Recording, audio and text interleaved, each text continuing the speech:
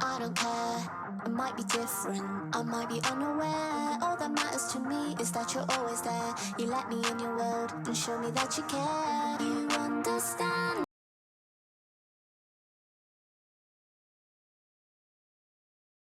me, you let me be me. You understand me, and I wanna let you know. You make me feel so cute. Every day I feel so cute. Yeah. You make me feel so cute. Bells in my head, gonna dance everywhere. You make me feel so cute. Every day I feel so cute. Yeah. You make me feel so cute.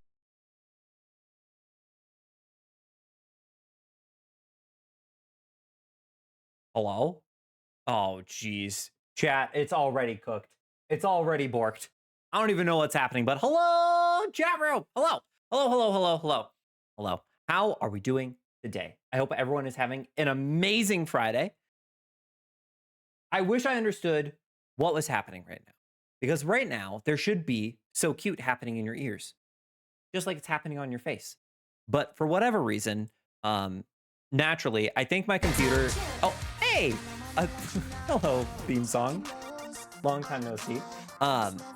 But my computer must know that I'm trying to impress not just you, chat, but other people, and therefore, it's trying to just absolutely shit the bed. So I hope everyone is doing amazing. Hello, Cell. Hello, Emily. Petty. Hello. And then Auntie Binky, congratulations. You are the first chatter. Good job. Good job. Good job. Woo! I hope you all are having an amazing Friday. What's good? What's good? How are people doing? How are people doing today? Are we doing well? I sure hope so. I know why it's shitting the bed, because I still have the multi-stream up. What am I doing? I'm out here being like, oh, like, why is my computer like pooping the bed? It's because I have Firefox open running 5 streams. Oh my God, absolutely insane. Okay, all right. My RAM has been reclaimed. We're good, I think. Maybe, I don't know. We'll see. But chat room, we're gonna be joined by 4. I can count. 4 other amazing queer streamers from literally around the world. A lot of Aussies. 2 Aussies, actually. 3 Americans and 2 Aussies. So, you know, maybe not that all around the world, but still pretty around the world. So that should be a good time. It should be a good time. But hello everyone. We good? Are we doing good? Are we doing all right? Sound off if you're dead. I just need to know. I need to know now before the shenanigans begin. There we go. Just need to make sure that I'm actually getting what to do right now. But I think we're okay. I think.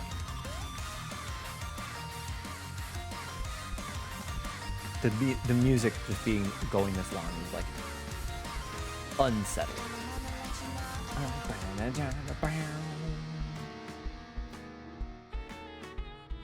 Oh, good. The music has come back. Okay. Hello. This is a different hemisphere, longitudinally and latitudinally. I count that as all around the world. Correct. You know what? You're right. When you write, you write. Hello, Puppy. Guten Abend. Wie geht's, mein Freund? Für Sonntag? Oder Freitag? I don't know. I was getting scammed on my channel points on Firefox, so I had to log in on Chrome.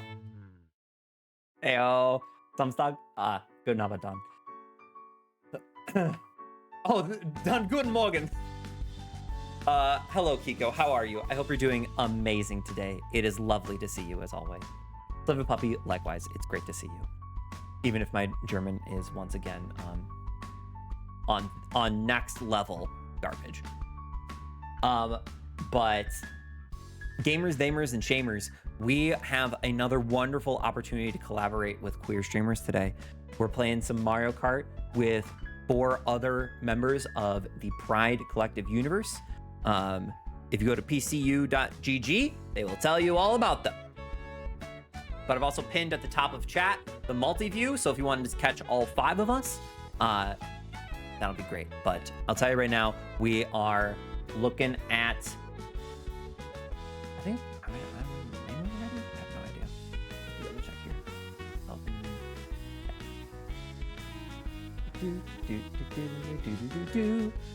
Love your shirt. Thank you. Thank you.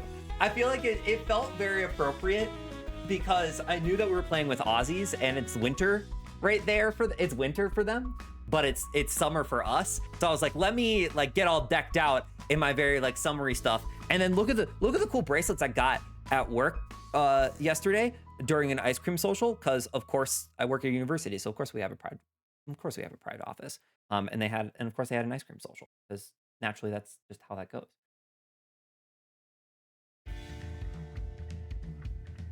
Okay. I think I'm gonna make sure that we're deafened there, and that we can do.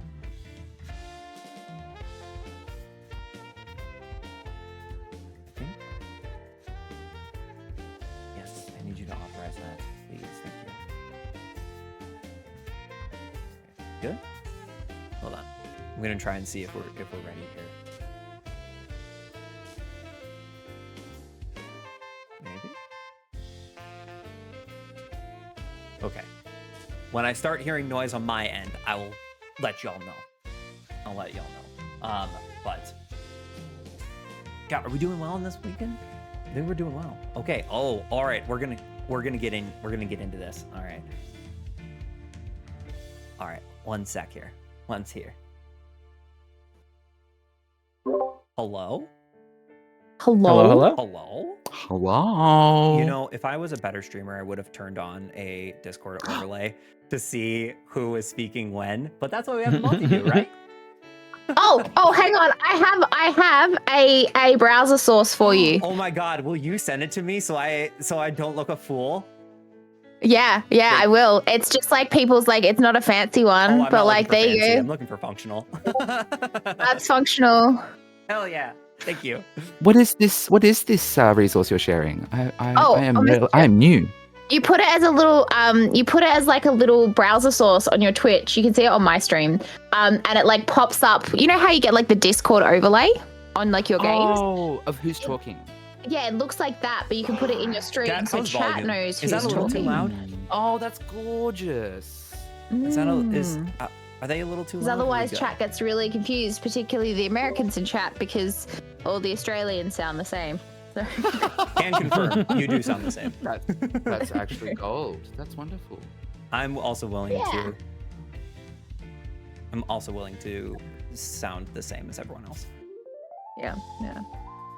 I feel like because America is so big and you have like such a big population, there are like more differences in accents. I think Australia, they're like, you have 3, and I'm like, that's a stretch. That's a stretch. Saying that we have 3. That's a stretch. It's like broad, cultivated, whatever that means, and there's one more. I think it might be modern. I always think it's modern, and then it is not. So you should expect a cozy spectator today, and rooting for your boy set in like to the 50s in Australia. beat so these Aussies at racing. The people back then who still Got like it? Yes, we speak English and we aren't British, but we still but don't worry, harken back to the motherland. Tomorrow, and then you we've had got the, a build the people challenge who were for you like, nah, you know that idea of the high and the low Australian accent. Mate. Yeah, nah, mate.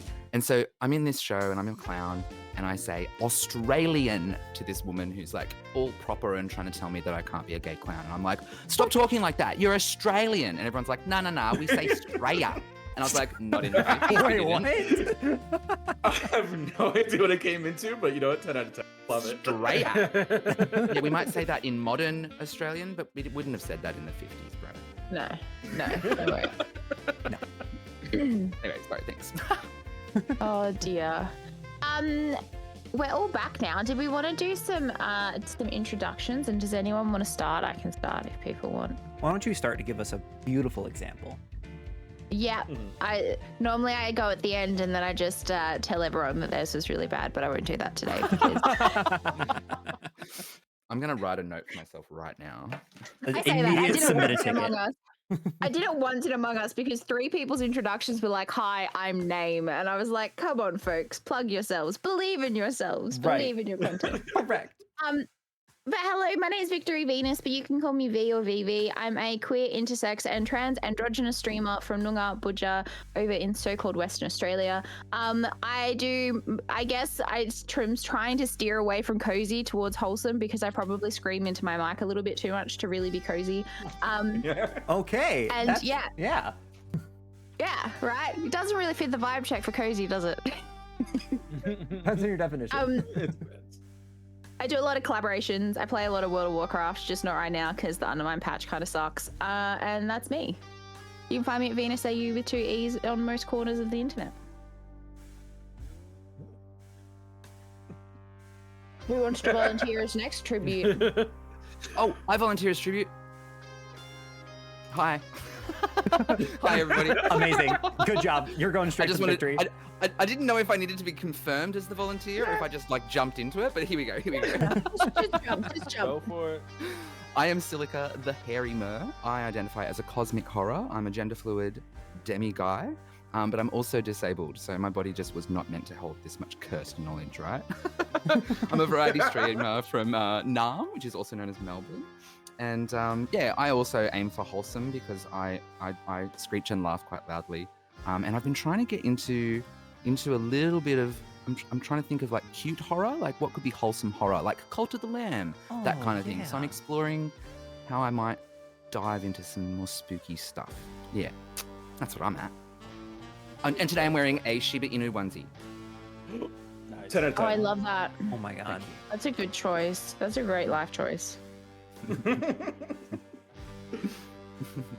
right, let's play chicken for the next introduction, shall we? I'll go next. All right. Go for You it. lost. My name's Lay Chuckton. I'm trans variety VTuber who goes by she, her. Pretty much my main shtick is that I have a Athoozy list that I have concocted about 2 years ago that pretty much I have been slowly but surely working through. Currently I'm on game W, which is Wolfenstein the Old Blood. Very fun game. Pretty much outside of that, I just do general content creation on TikTok and YouTube and stuff like that. So all that's super You'll fun. best be following these people as they're doing Also, a introductions. little bit of a cheeky Or plug. else. On Twitch, I am about 10 followers away from hitting my yearly goal of See? 350 followers. So I really Go appreciate follow any help right towards now. Link in chat. Yeah, true. I guess I'll go next. Go for it. Hi, everyone. I'm Watermelon Orc. I am a disabled, demisexual Puerto Rican person of color. I currently just kind of do variety streams. At the moment, we're kind of working through some goals that we had for reaching the Switch 2. So I have to do some art raffles. Me and Charlie are going to have to spend 10 hours in my that's going to be full of realistic, horrifying spiders attacking us all the time. So that's going to be fun. Nope. Is that, Because is that that else- fun?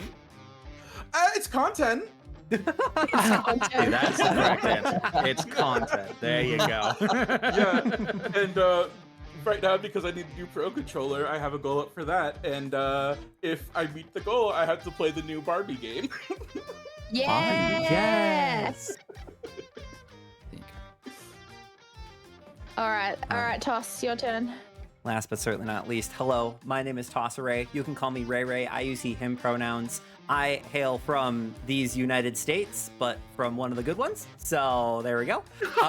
Sorry. We do variety content here from Sims 4 to Dark Souls and everything in between. No matter what we're doing, no matter what we're playing, I hope these are the vibes that you're looking for. Whether you're winding down from a day of work or school or hyping yourself up for a weekend, cozy up. It's gonna be a good time. I was in your stream for the first time yesterday, and well, like I'd watched your VODs and stuff, but obviously, like I actually got to hang in your chat. And Yeah. your chat's really lovely. You have a beautiful little community Aw, there. thank you. I hope Very that nice. I hope that I can be part of y'all's community and that y'all can feel welcome over here. Yeah, well, that's why we do this stuff, right? Like we do PCU for that reason of like, you know, because I guess like the LGBTQIA plus and queer community is like a very big umbrella. And it's amazing how many yet few of us there are on Twitch. So I think like having our little, knowing like your little nooks of safety is really important, I think. Yeah. And for anyone in any of the chats, if you want to know more about PCU, this is like my script this month. I've said this at least 100 times already, but you can go to www.pcu.gg. We have over 80 collaborators involved. You can go see them on the collaborators page. It'll link you to their Twitch, and you can go see who's your vibe. We think they're all really great in the conveners team, but we're biased because we put this whole show together. So. Do we have a shared chat? If I put an exclamation PCU in that multi-Twitch link, will that trigger everyone's PCU? No, I haven't set up stream together today just because I knew it was a lot of new people in the same space, and that's just like a little bit of pressure. So I figured we'll just have our own chats for today. But Yeah. Just vibe. yeah. Keep it low pressure. Are we all ready to start racing? I think Oh, so. yeah. I forgot to say my pronouns. I just realized. I I am think we all he, did. he, they. No. I'm bad with names. Tossa Ray definitely said pronouns. That's what made me go, oh my god, I forgot. He/they. Yeah, same. Both appropriate. Same here. Day. Well done, Tossa Ray. I use whatever. I'm not a Libra, and I'm just really indecisive.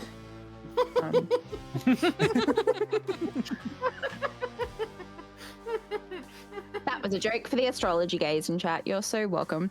I had a mouthful of water and I started laughing because I'm one of the astrology gays. I'm not. All right, we're good to jump in, everyone. I do think so. Sounds good to me. Stunning. Let's go. And I think Sel, if thank we you for still the have hyping time me at the up, end, we because, do like- a cheeky little bit with frantic items because that just seems really funny. It's so funny. It's a lot Really of fun funny. last time with nothing but blue shells. I somehow won every race. I was there for that. Yeah. Where's Baby Park? Are we absolutely ready to Yeah, Just gotta up play on it out these of Aussies? respect 'Cause to I the new certainly- Mario Kart. Excuse me? wait? What? Yeah, That- it's not the new Mario Kart. That feels illegal. What now? It feels very illegal. I like Baby Park. It's just endless chaos. And the first Right. map. You know what? Based. No, I think this is the last time I played this too. Yo, look how many Yoshis there are. Heck yeah. Yeah, I had to be the Yoshi Yay. that Nintendo keeps whitewashing out of games. Ooh, the T.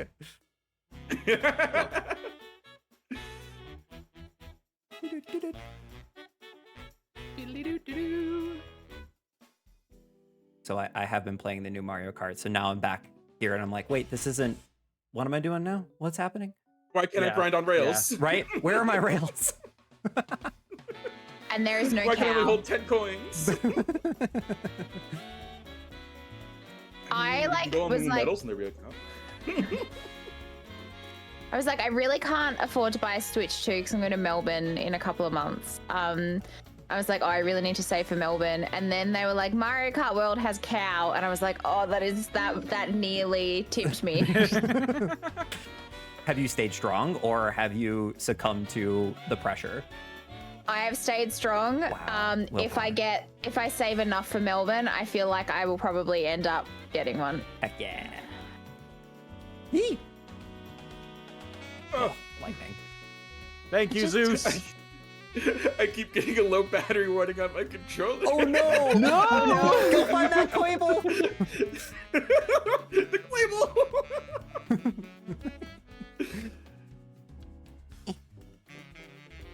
Yay!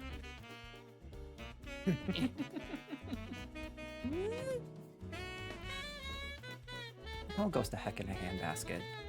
Oh, this course is not fair. Like, just I was in second the whole time and then got DFL. Freaking love it. Oh boy. Okay. A nice little short warm-up round that isn't really a warm-up because your score still counts.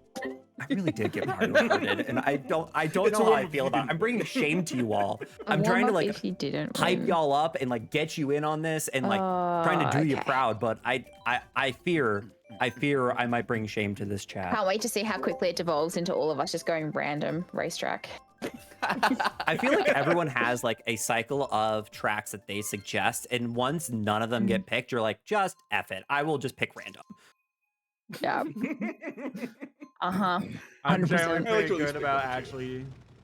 I'm generally pretty good about trying to like choose actual stages. I don't really go to random unless I'm really stuck. So what I'm hearing is you're going to be the MVP of the stream. Yep.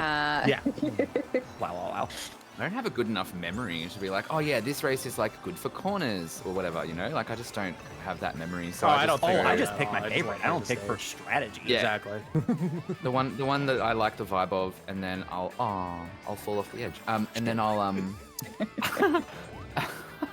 I like the cities. I really like driving through Paris and shit. I just Well- usually pick any version of Rainbow Road, which I don't know why, because it's not like I'm good enough to like really be flexing when I pick Rainbow Road. But anyway, It feels on. Only theme for Rainbow them. Road I really don't like is the one where I'm right. I love this one. While I'm I terrible like the at one with them, the train. I love the SNES Mario Kart tracks because that was my Mario Kart growing up.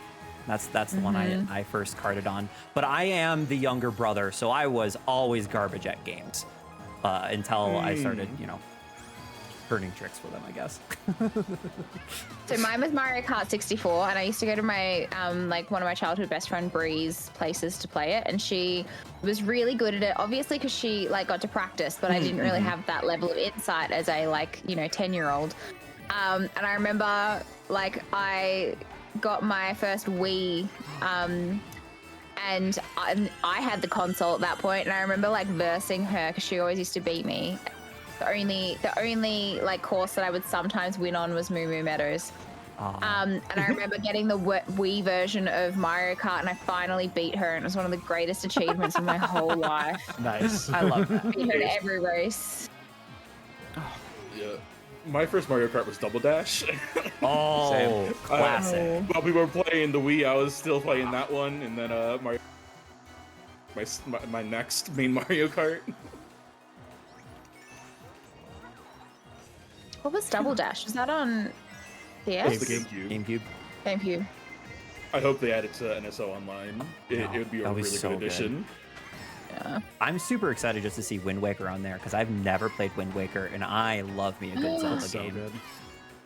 I'm excited to see Pokemon Coliseum on there. As soon as I saw the announcement, I screamed so loud my mic peaked.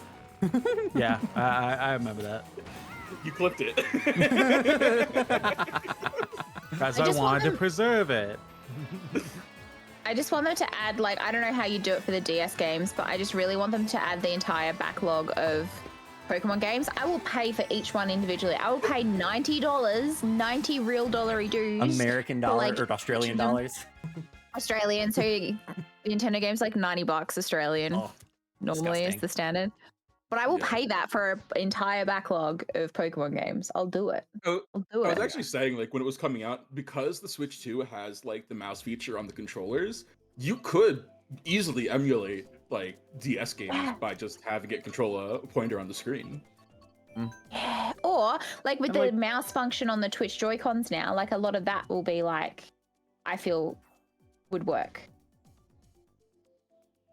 Yeah. How many circles you could draw in Pokemon Ranger with the Switch 2 controller? I need to That'd be take a a drink lot. out of my own freaking mug, and I forget. To Like even move if it's the just cap, like the what main hell? like Pokemon games, like even if like the DS games have like SMH my decent chat. touchscreen SMH functionality, my it's not a requirement, so they could easily just like put them all on there. But when What have I we didn't known realize is Nintendo to like meet our needs as consumers of their games? Well, well, no, they're Well. too busy shutting down Smash Bros. Competitions. Yeah. Oh, ooh, Yeah, yeah. Ooh, spicy. And sniping fan game creators. Well, that too. Y'all Oh remember dear. AM2R? No, you don't, because Nintendo doesn't want you to. And I get it in some respects, and then I'm like, come on, come on. Just right. like, This little indie dev isn't stealing any of your money, Miyamoto. But that's not how IP law works, and life's more complicated. Yeah, whatever. yeah. Gosh darn capitalism. Scum.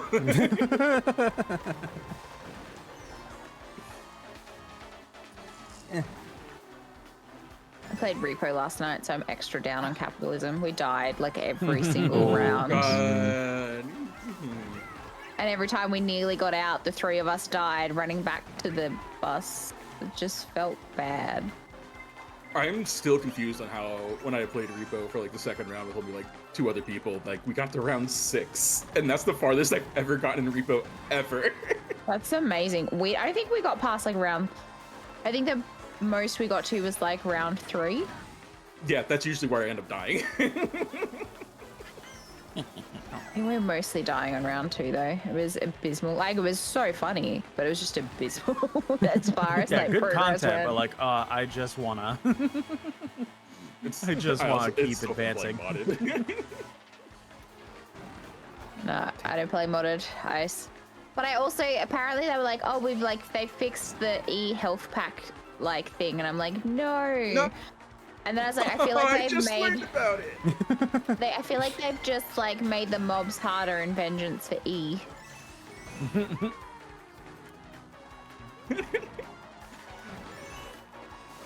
I imagine that they have it now, so when you press E, they're just like, haha, 7 monk spawn for every Yeah. time you press it. It's like, haha, You get done, the health, man. but at what cost? Oh, that green shell right at the end there. Oh, I'm so sorry. I wasn't even looking. I was okay. just like, might as well. It made me come dead last. Oof. Welcome to the bottom. Oh, so kind of you to have me here. Let us know if there's anything we can do to make you more comfortable. Sorry? Nah. 15. No, sorry, no, that was audio processing. I just didn't understand what you said. Then let us know if there's anything that we can do to make your stay more comfortable here at the bottom. Oh, thank you. Oh my gosh, it's so cozy already. I just want you to know that. Oh, good. Excellent. I might need a cookie though. We can raise for this. Oh, thanks. Look. There's baked goods at the bottom. That's a Wait, crunchy hold cookie. on. You got snacks? I don't have snacks. I do. Oh no. Yeah, My snacks are Anzac biscuits, which are an Australian cookie. Ooh. They're real good. They're so good. I remember when I first found out that like Anzac biscuits were rations, Mm-hmm. and I was like, "That's wild." I don't feel like rations should be that tasty, but my goodness, they tasty. Yeah. At least if you're in a pickle, you'll at least be having a good time. Oh yeah. They were used in the war. The Anzacs were the Australian and New Zealand troops, Australian New Zealand Army Corps, and part of their rations were these biscuits, which are like brown sugar, coconut, I can't remember Golden all the syrup. things. But, yeah, gold syrup. Thank you. And so they're really high energy packet. Like not super, doesn't have a whole bunch of protein or anything like that, but keeps you going, sort of thing. And yeah, they're just tasty. They're just really tasty. That's so good. They have oats Really in nice. them. Yes, that's it. Oats. Yep. Old oats. So they've got like coconut as well in Anzac. Ooh. Oh, They're real I good. don't know how I nailed you with that banana, but that was great. I've never hit someone's head on with a banana before.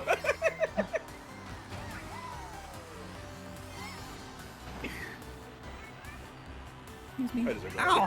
Oh no! What the heck? Charlie, What'd I do? Oh that's how my you God. drive into the wall. Yeah, but then I recovered. I know, but it's still funny.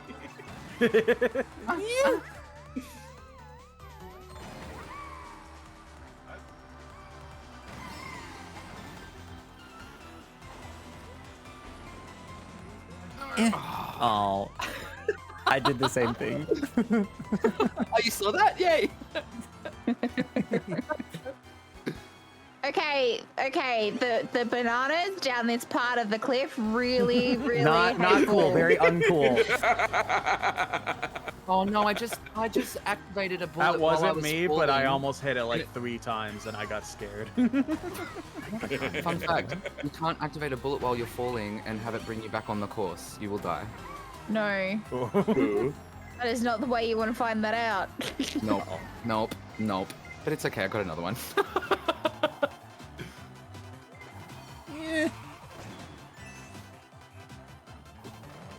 You almost got me. I fell so far behind because of those 2 bananas.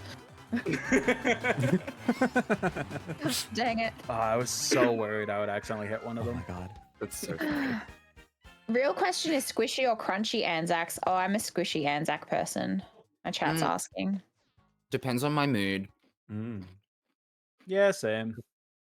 I'm food focused, so I really enjoy like mouthfeel, texture, flavor. Like I really love everything about food, except as I'm getting older, chewing my jaw's like hurting way more than it used to. So eating has now become like a Same. bit of a chore, but you know, still absolutely love talking about food, mouthfeel, texture, all of it.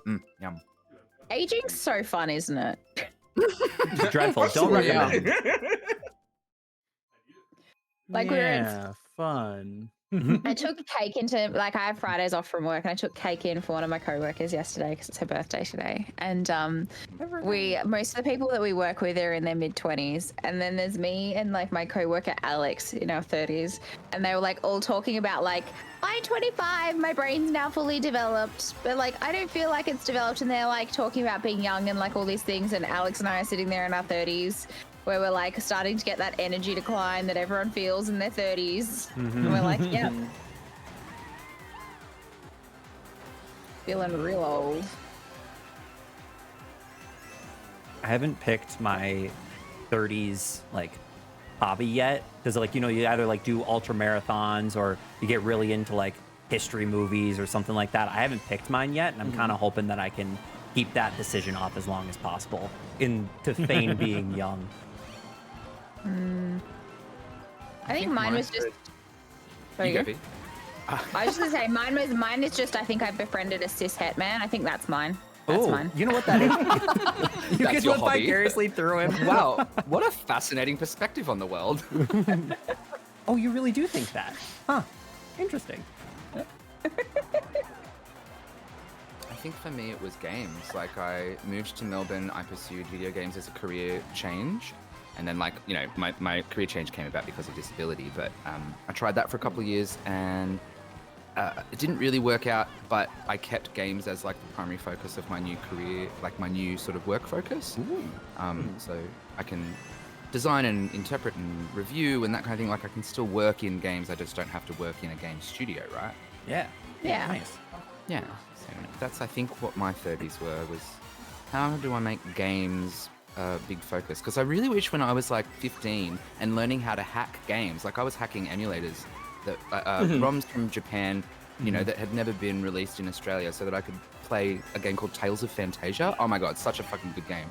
And so I was learning how to like turn on the most expensive items at the very beginning of these games. I was learning. That's my first experience with hacking games, was tweaking the ROMs, right? And no one said, oh my gosh, you should work in games. You should 100% be a developer. You should be a coder. It just wasn't a thing back then, though. Like, I remember talking I'm like 33, and I remember talking to my mum about going into IT when I was in like middle of high school, which would have been what, 2005-ish. And mum was like, oh no, there's not enough jobs in IT. And genuinely at the time, there was not, but like, There weren't. But, it wasn't predicted that we'd have a big technology boom. I learned to build computers with my dad. He would build a computer out of spare parts and like give it to his friends because he acknowledged that this is going to be the future, right? I was like 12, so what year is that? 1999. I remember him building this computer of spare parts and giving it to a mate, being like, Kat, do you "Get your ever kids to wonder? learn how to use this because it's the future, right?" Kat, do you ever wonder if So I learned how to maybe build them when I you was in might my be the teens. youngest person in a But voice again, chat? like, you know, a lot of my life is flavored by stories of disability. So as my dad got sick, that sort of stopped, and I never really pursued it any further because growing up in a family that has disability stories in it, as a kid you don't always get those opportunities. But it's a bit of a sad topic, and now we're on Rainbow Road and it's so bright and colorful. Focus on that. Sorry about that. It's all good. No, But yeah, thank you yeah, for yeah. sharing. I was gonna bring up technology just in general is something that's always fascinated me, even from a very young age. That it's pretty much the entirety of my life by this point. I've been into video games since I was a kid. There was a point where I did want to be a game developer and stuff like that, but I kind of steered away from that and wanted to be a voice actor and stuff like that. Awesome. But That's in the cool. meantime, I'm still in the meantime, I'm still super into technology. I love building computers and being able to learn more about them pretty much every single day. It's just when you really sit down to try and pay attention to these things, it genuinely is a fascinating thing to experience.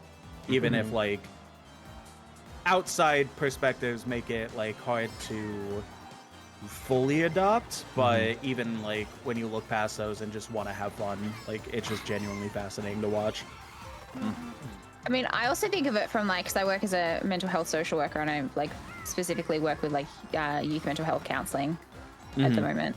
And I just think about how far we've gotten with technology use in mental health, right? Because brains are really complicated and we still know very little about brains themselves.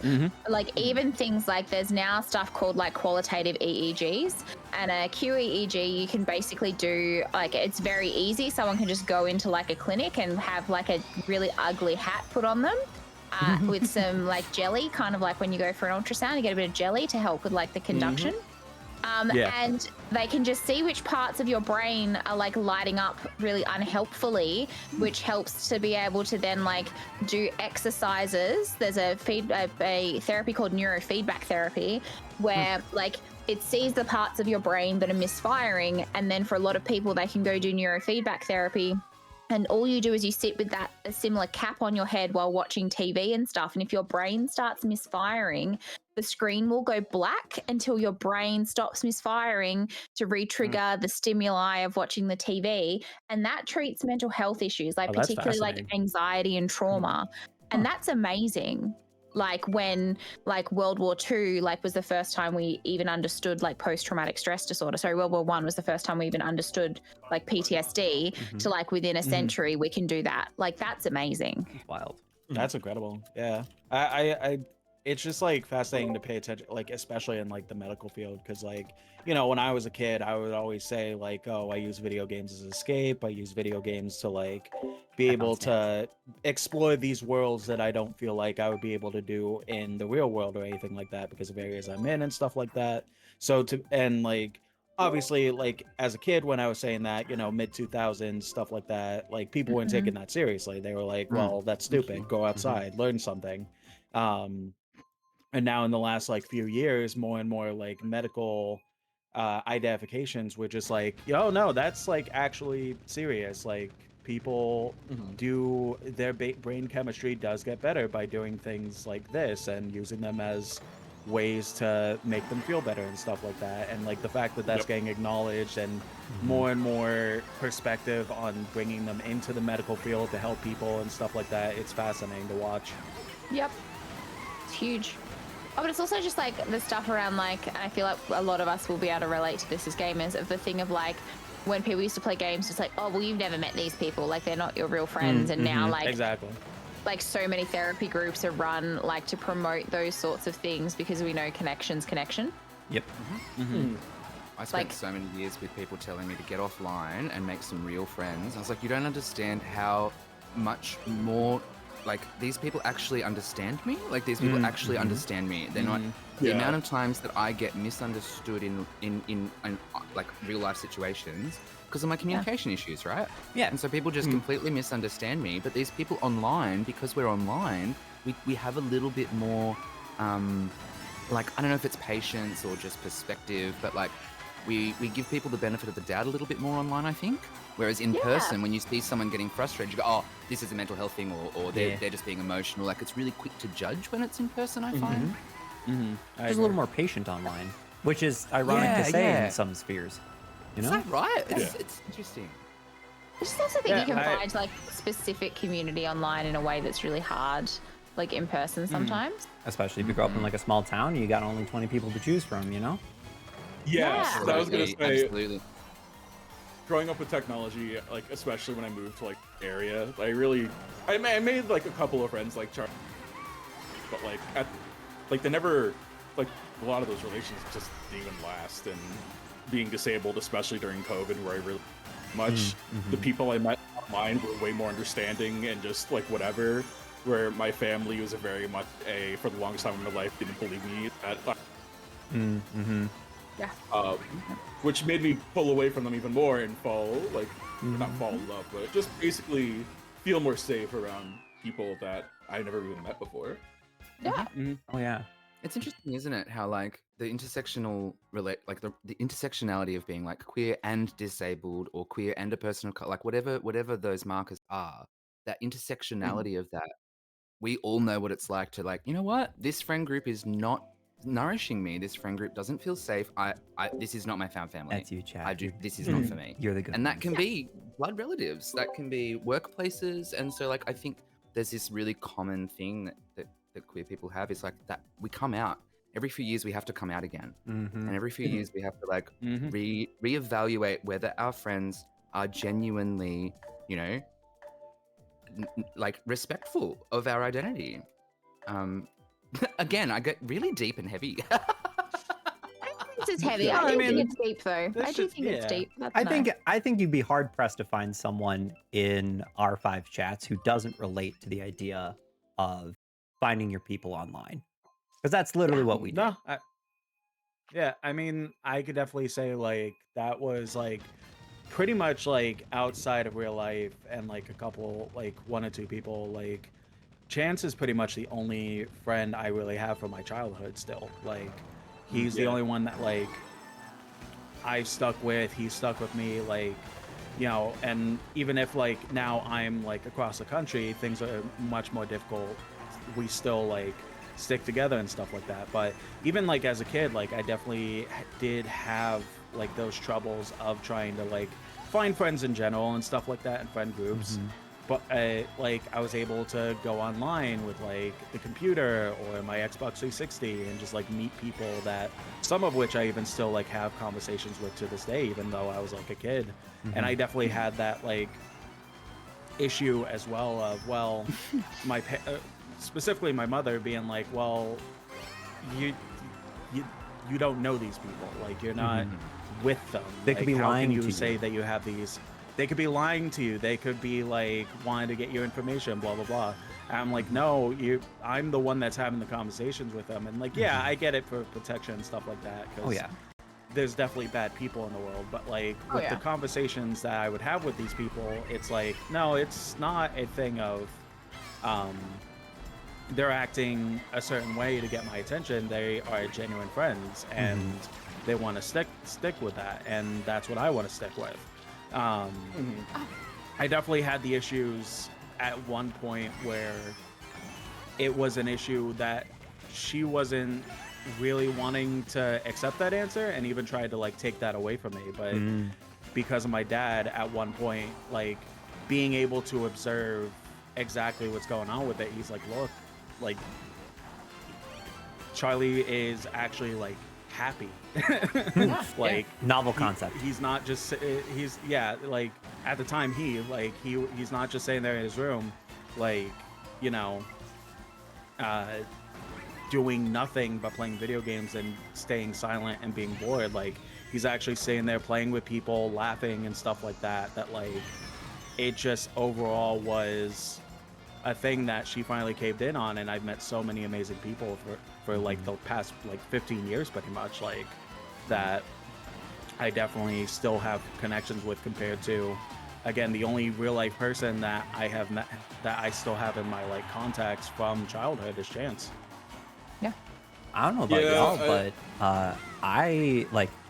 so I grew up Catholic, so I'm gonna bring religion into that. But in like a small suburban, in like a kind of like a relatively small suburban town, and the friends that I made online through World of Warcraft is how I like started to put words to my sexuality, and like started to like come out. And like they weren't the first people that I ended up coming out to, but I remember like a year or two later, like messaging the person who like was really like kind of the first person I got to ask questions about and like get, you know, words to understand myself a little bit better. And messaging being like, hey, I've come out and like, thank you for being so open and honest and being a friend. Like, you know, I've lost touch with them since, but it's so much more than just like, oh yeah, it's the kind of the awkward kid who doesn't do well at socializing in person. It's also the little gay boy down the block who doesn't have anyone else to talk to except for the guy from New York. 100%. Very important question, Ray Ray. What class did you play in World of Warcraft? And was it So a hunter? I will say that I played pretty equally a human mage and a night elf druid. I was mostly into the role playing rather than doing any PvE or PvP. Because of course. And then people ask me like, were you a theater kid? I was like, no, I wasn't. Why do you ask? But anyways, then yeah, so did that for like most of like OG retail, and then coming back to like doing like vanilla classic, because I don't want to play current retail.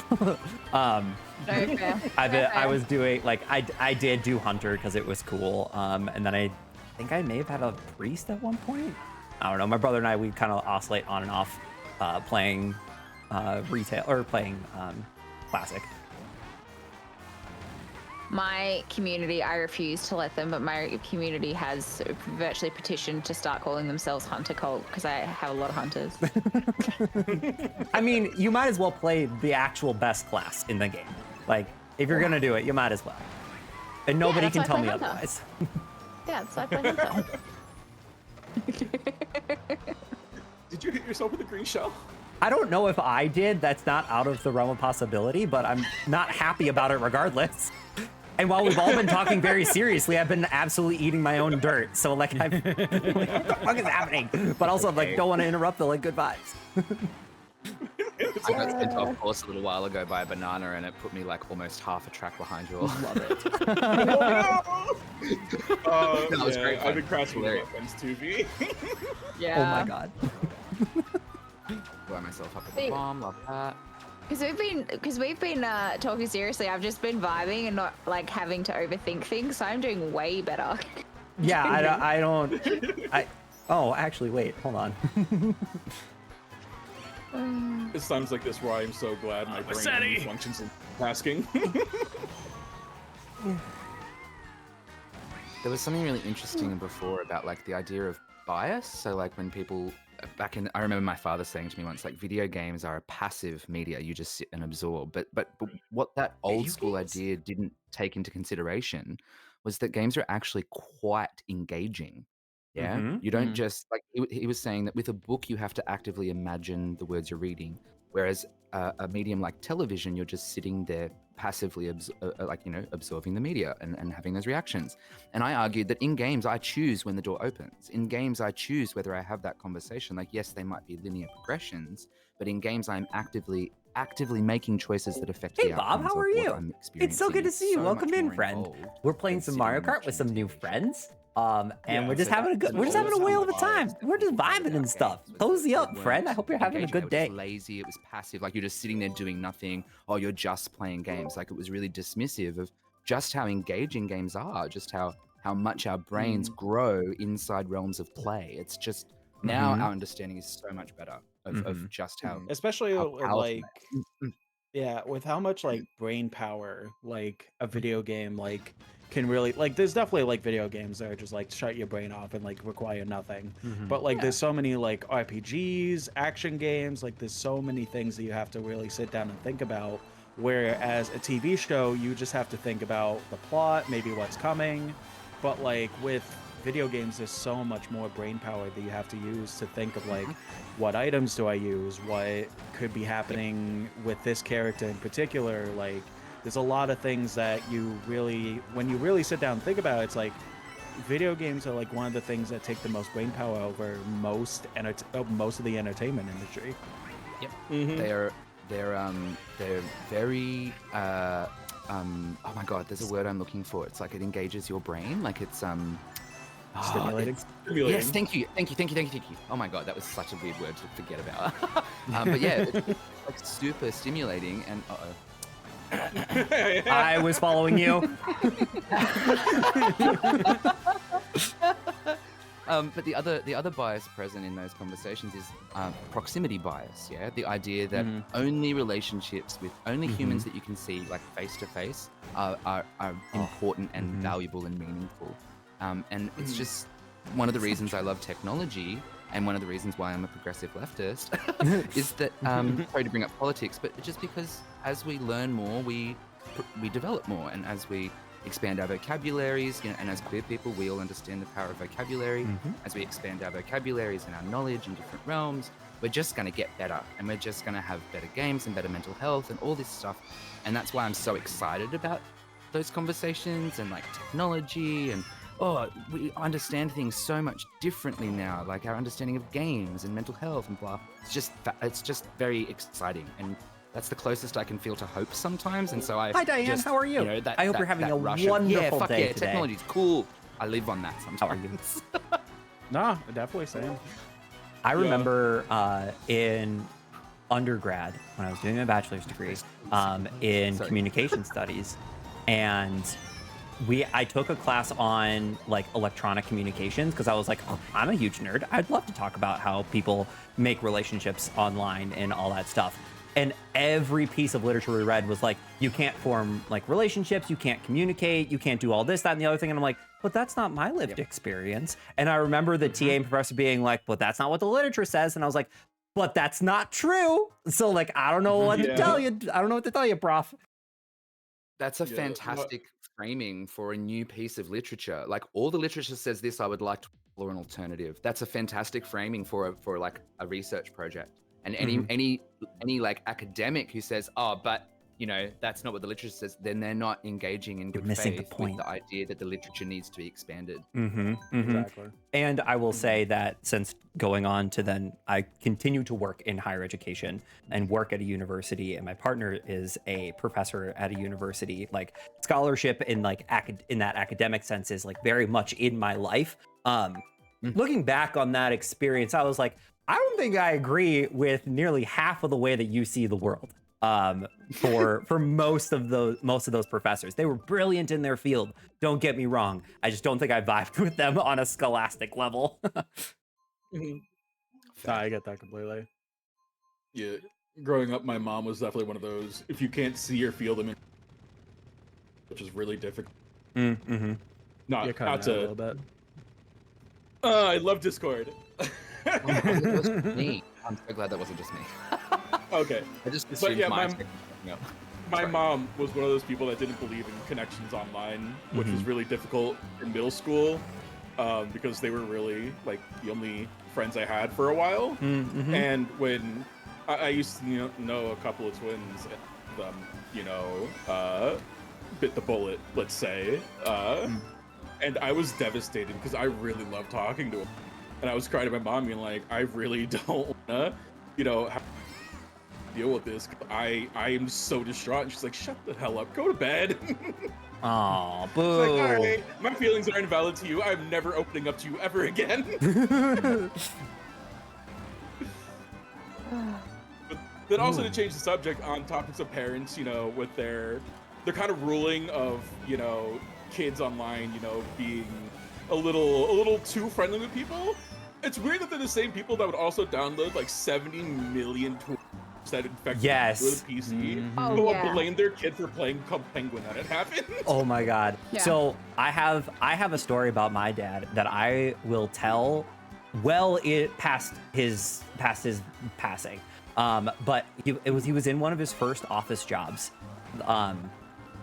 Straight out of the military. He'd just landed this job in landscape architecting, and he's setting up his computer, and he calls in like the college intern, and he pulls her in, closes the door, and he's like, girl, I have been here for all day, and I cannot find where it says the any key on the keyboard.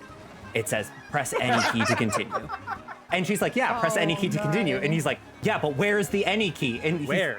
And she was like, no, no, no, no, Oh, no. no. Press any key to continue. Just And he stops and he pauses for a moment. And he's like, now, if you tell anyone, I will get you fired and you will never work another day in this field. And he's like the lowest guy on the ladder, so no way that's gonna happen. But I will tell that story at his funeral. I guarantee it, because that's Oh my so God. funny, so funny. That's just the Simpsons bit. Oh my god. Yep. You know how there's deja vu? Mm-hmm. Yeah. So deja vu is actually part of a family of phenomenon to do with like time and memory inside the human perception, right? And one of the relatives of deja vu is forgetting things that are familiar. So forgetting how to spell a word or forgetting the meaning of a word. And so in that instance, it's almost a relative of deja vu because we're forgetting the meaning of the word any. And our brains are going, oh, it must mean something else because I'm in a system that denotes tokens in ways that aren't typical.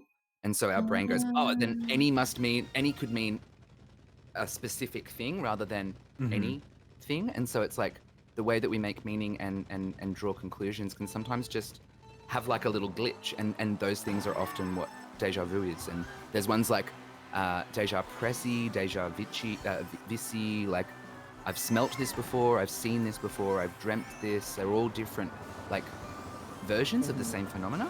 It's fascinating stuff. I've Yeah, literally yeah. had times where I've dreamt of like a situation growing up, and then literally a week later it would happen, and I would just sit there in like an Yes. existential crisis. Yeah. And nobody would believe me Same. that I have dreamt this before, Yeah. but I'm confident I I've had have. I've had two people confirm that I knew what was about to happen because I dreamt it. And they're like, no, you don't. And I was like, this person is going to say this, and then this is going to happen. And then they looked over and they watched it happen. They went, what the actual fuck? And I said, I told you I dreamt this. And it's happened twice in my life that I I've been love able that. to confirm the dream was real. I love it so much. Yeah, right? I will It's also spooky, but it's add fun. to my dad's story, just to like give him a little bit of credit. He's hella dyslexic, and hella ADHD too. So Yeah. like that probably didn't help the situation either. But still funny to talk about. Still Have you funny. heard the theory- Still funny. Still funny. Have you heard the Especially 'cause- theory that dyslexic comes from thinking, visualizing in 3D, or visualizing words in 3D means that the B's and the P's can flip really, really easily and be confusing. So there's this theory that dyslexia isn't a dysfunction in recognizing letters. It's actually because the brain is thinking, conceptualizing those letters in like a higher sort of what's the Capacity? word when you go? Yeah, Like a dimension? capacity. You're seeing them in 3D rather than just recognizing, the letter as the letter, and that's why it's so hard to determine which one's which. And so there's this, it's reframing it less as a like an impairment or a loss of an ability, but rather just the brain just operates in a different way, and that makes this common skill behave in a different fashion. It's fascinating kind of theory, right? That actually makes sense. Like my nephew has diagnosed dyslexia and ADHD. My niece, we think, has dyslexia, and then my other nephew, my brother's kid, we also believe may have some dyslexia going on as well. And the way that you phrased it makes sense for two of them. Like not one of them, but for two of them, that actually fits really well, I think. Like when you see how their brains work and they talk about it when they're having struggles with letters. Yeah, it's fascinating, right? I encountered it when I was a teacher's aide, and I was talking to this kid who, and I was tasked to like do one of those like It's the reading Lakitu questionnaire claps. thingies, and then like just record where he struggled. And so as we were doing that, I was like, oh my god, this guy has the 3D dyslexia. Like I can see all of his errors align with like that. But did you particular see? Did you theory see? of it. I did not And come then in when I went last. to I came in fourth. My boss. So those my Lakitu supervisor, claps are to only discuss like that, oh, no, one no, no. half mine. You don't make observations like that. I was like, oh no, I didn't say anything to the kid. And they're like, no. All you're doing is recording, and then you give me the recordings, and then I do that. And I was like, but you weren't in the room. You didn't see what I saw. I'm trying to let you know that in the process I saw this. And they were like, oh, but that's not your job. Like you don't have the qualifications for that. And I was like, oh no, this poor kid. Like you should have done that because it's so clear, like what he needs. Oh no. Bureaucracy. We love it. But I just found him in the playground one day. I was like, "Hey, buddy, have you ever read about what dyslexia is?" And he was like, "No." And I was like, "Maybe look into that, just casually." And I just really hope that that was a seed that got planted that helped that kid later. You know? Mhm. Yeah. I mean, as much as there's definitely some sus stuff on like TikToks and Instagram reels, people talking about their experiences with like ADHD, diagnosed or otherwise, like turned on a lot of light bulbs for me and got me a later diagnosis Yeah. for ADHD and medication for it. So yeah. Yeah. Like I already knew something was, as much as my mom wouldn't tell me I was in special class growing up. I remember like going to different classrooms for certain subjects, and because like I would struggle to like learn in an actual like environment. So like when like state testing came around, which is like a mandatory thing that we needed to do, where I was like in a room with maybe only 2 other people, I'd always get like the highest scores. And she's like, "How come you can't do that in the classroom?" I'm like, "I don't know." Well, how do you know the answers? I guess. I don't know. Why are you mad at me for doing good? It did dawn on me that you might have had to explain state testing, because I'm like, of course we know what state testing is, but that's the American. We have it over here as well. Great. We Universal yeah. experience. Yeah, in where I live, because I'm in Western Australia, it was called the WALNA when I was a kid, the WA Learning and Numeracy, no, Literacy and Numeracy Assessment, it was called. WALNA. Ours was called the MAPs, or the MAPs, for the Minnesota Aptitude place, or Minnesota Aptitude, not placement, perception. I don't know what the P stood for, but I remember it was called MAPs. Ours was called the Keystone exams because Pennsylvania's the Keystone State, blah blah blah, haha, funny. But they changed it, and I don't remember what they changed it to, but it made no sense to me. I mean, so I just still called it the state testing anyways doesn't make sense, but hey, what can you do? Yeah. Standardized testing has no evidence base for like improving learning outcomes. Right. At least in the US, all it does is tells you what zip code you're from. Yeah, pretty much. Yeah, Yeah. exactly. It's pretty much the same here. We have one called, oh my gosh, what's it called now? I've like blocked it out of my memory because it stresses. It's just a stressful time. Fair. Valid. But yeah, ours is the same, and it's like they do the standardized testing every 2 years. It takes up all this time. It takes away from core learning because what the kids need to do is like focus on doing the things they need to pass the test, not actually do meaningful learning. And then it comes through, and like progressively, kids keep doing worse on it, not better, like over the years. And you'd think that would tell them something. And what it's meant to do is to reveal stats about whether the educational goals are being met, and what it's doing instead is interfering with those educational goals, setting the students back, and they're not actually drawing meaningful action from those results. Is it NAPLAN? Is that It is NAPLAN. Yeah, It's origami. NAPLAN. Yeah. Yeah, it's just like it's like a project manager doing a like a debrief wrap up and taking all these tickets on board for the next project, and then never implementing those tickets. You know, it's just Or never collecting the tickets in the first place. yeah, right. I think the thing I hated most about the exams is when they would have like math. Like I'm a gay who can do math. So, like, I actually had like I did like really good in algebra and stuff in high school. But when it came to like explaining my answers in word form instead of just writing the problem out as like a solution, like I struggled so hard. Like I'm not good with writing stuff. Period. Like when it came to the during our How you doing, Teddy? It's good to see you. I don't remember if I said hi, but I hope you're doing amazing today. I don't know. I still don't know. I never knew. So I just had my boyfriend at the time write it for me.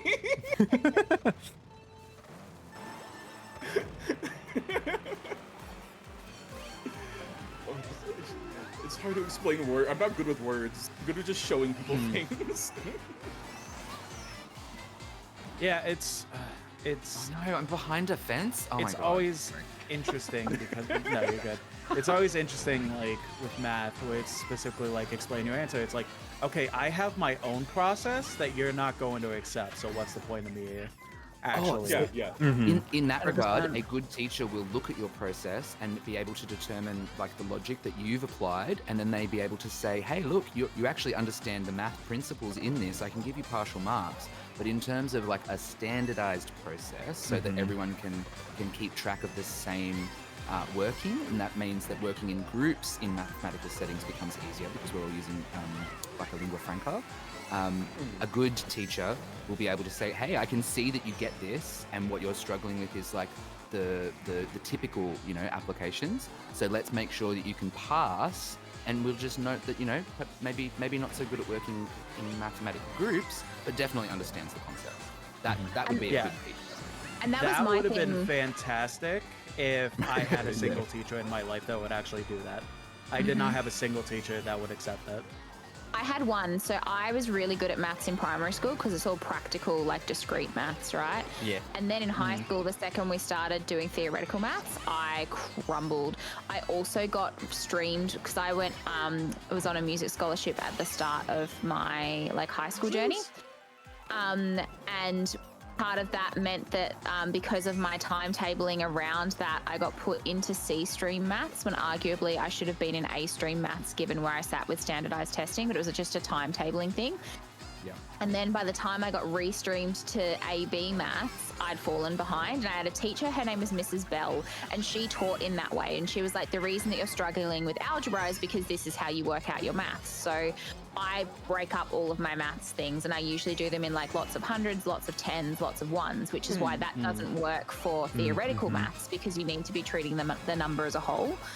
And I never in my 8 years of schooling up until that point actually done maths with numbers as whole Freaking numbers. go. I'd always Got done first. it as Let's go. a breakdown of numbers within numbers, which is also why I could do geometry quite well, because again, you can break down numbers within an equation for geometry and stuff, but you can't for algebra. And by the time I caught up, I then dropped out of my music scholarship, went to another school, got put down back into D stream maths, and I could never catch up again. We had a school of 350 students, and when I was in grade 11, there were 8 of us doing 3-unit maths, and maybe 5 of those kids wanted to do 4-unit maths, so maths extension 2. That's like calculus level. Gamers, I'll be right back. I need to go get some advanced water. maths. Trying to miss me too much. 5 Okay, students okay. in a One sec. student population of 350, in a town of 1,700. Or 2,700, sorry, 2,700. And the one teacher who could teach the subject sat us all down and said, I'm so sorry, but we can't offer you the subject. We only have one textbook from the 70s. This was in 2002. We only have one textbook from the 70s, and we have not enough teachers on staff who are actually qualified to teach that subject. So we can't offer it to you. And so there went my dream. Bye-bye dreams of being an engineer working on the space station. Okay, I'm here. Oh my god. But that meant that I then focused on I performance. literally do not know what they're talking about. Communication became my special interest instead of maths.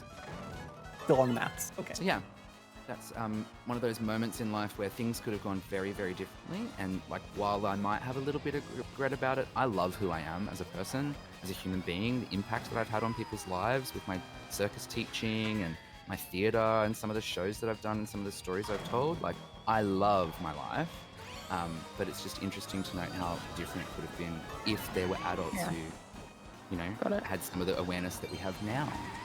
But I still think even though we have all of this awareness about being neuro-affirming, I feel like that's in places like disability care and in healthcare and still not quite in schools. Yep. Sadly. Absolutely. Oh, Right, because the way that school's organized, at least in Australia and the US, is to produce good factory workers, and good factory workers don't have the brain spiciness that it seems like all 5 of us have something fancy about us. Yeah. I was I'd love that. maybe who knows. That's Anyways, that's a long conversation. right? But it's fun to see it show up in other sectors, and it'd be so absolutely delightful to see it at least in K-12. I see a little bit in higher ed, just because everything could be a little bit more specialized, but not nearly to the degree it ought to be, Yeah, 100%. I mean, if we're talking about brands of neurospice, I've actually had a fun moment this week. So my brother has now been diagnosed with ADHD in his 40s.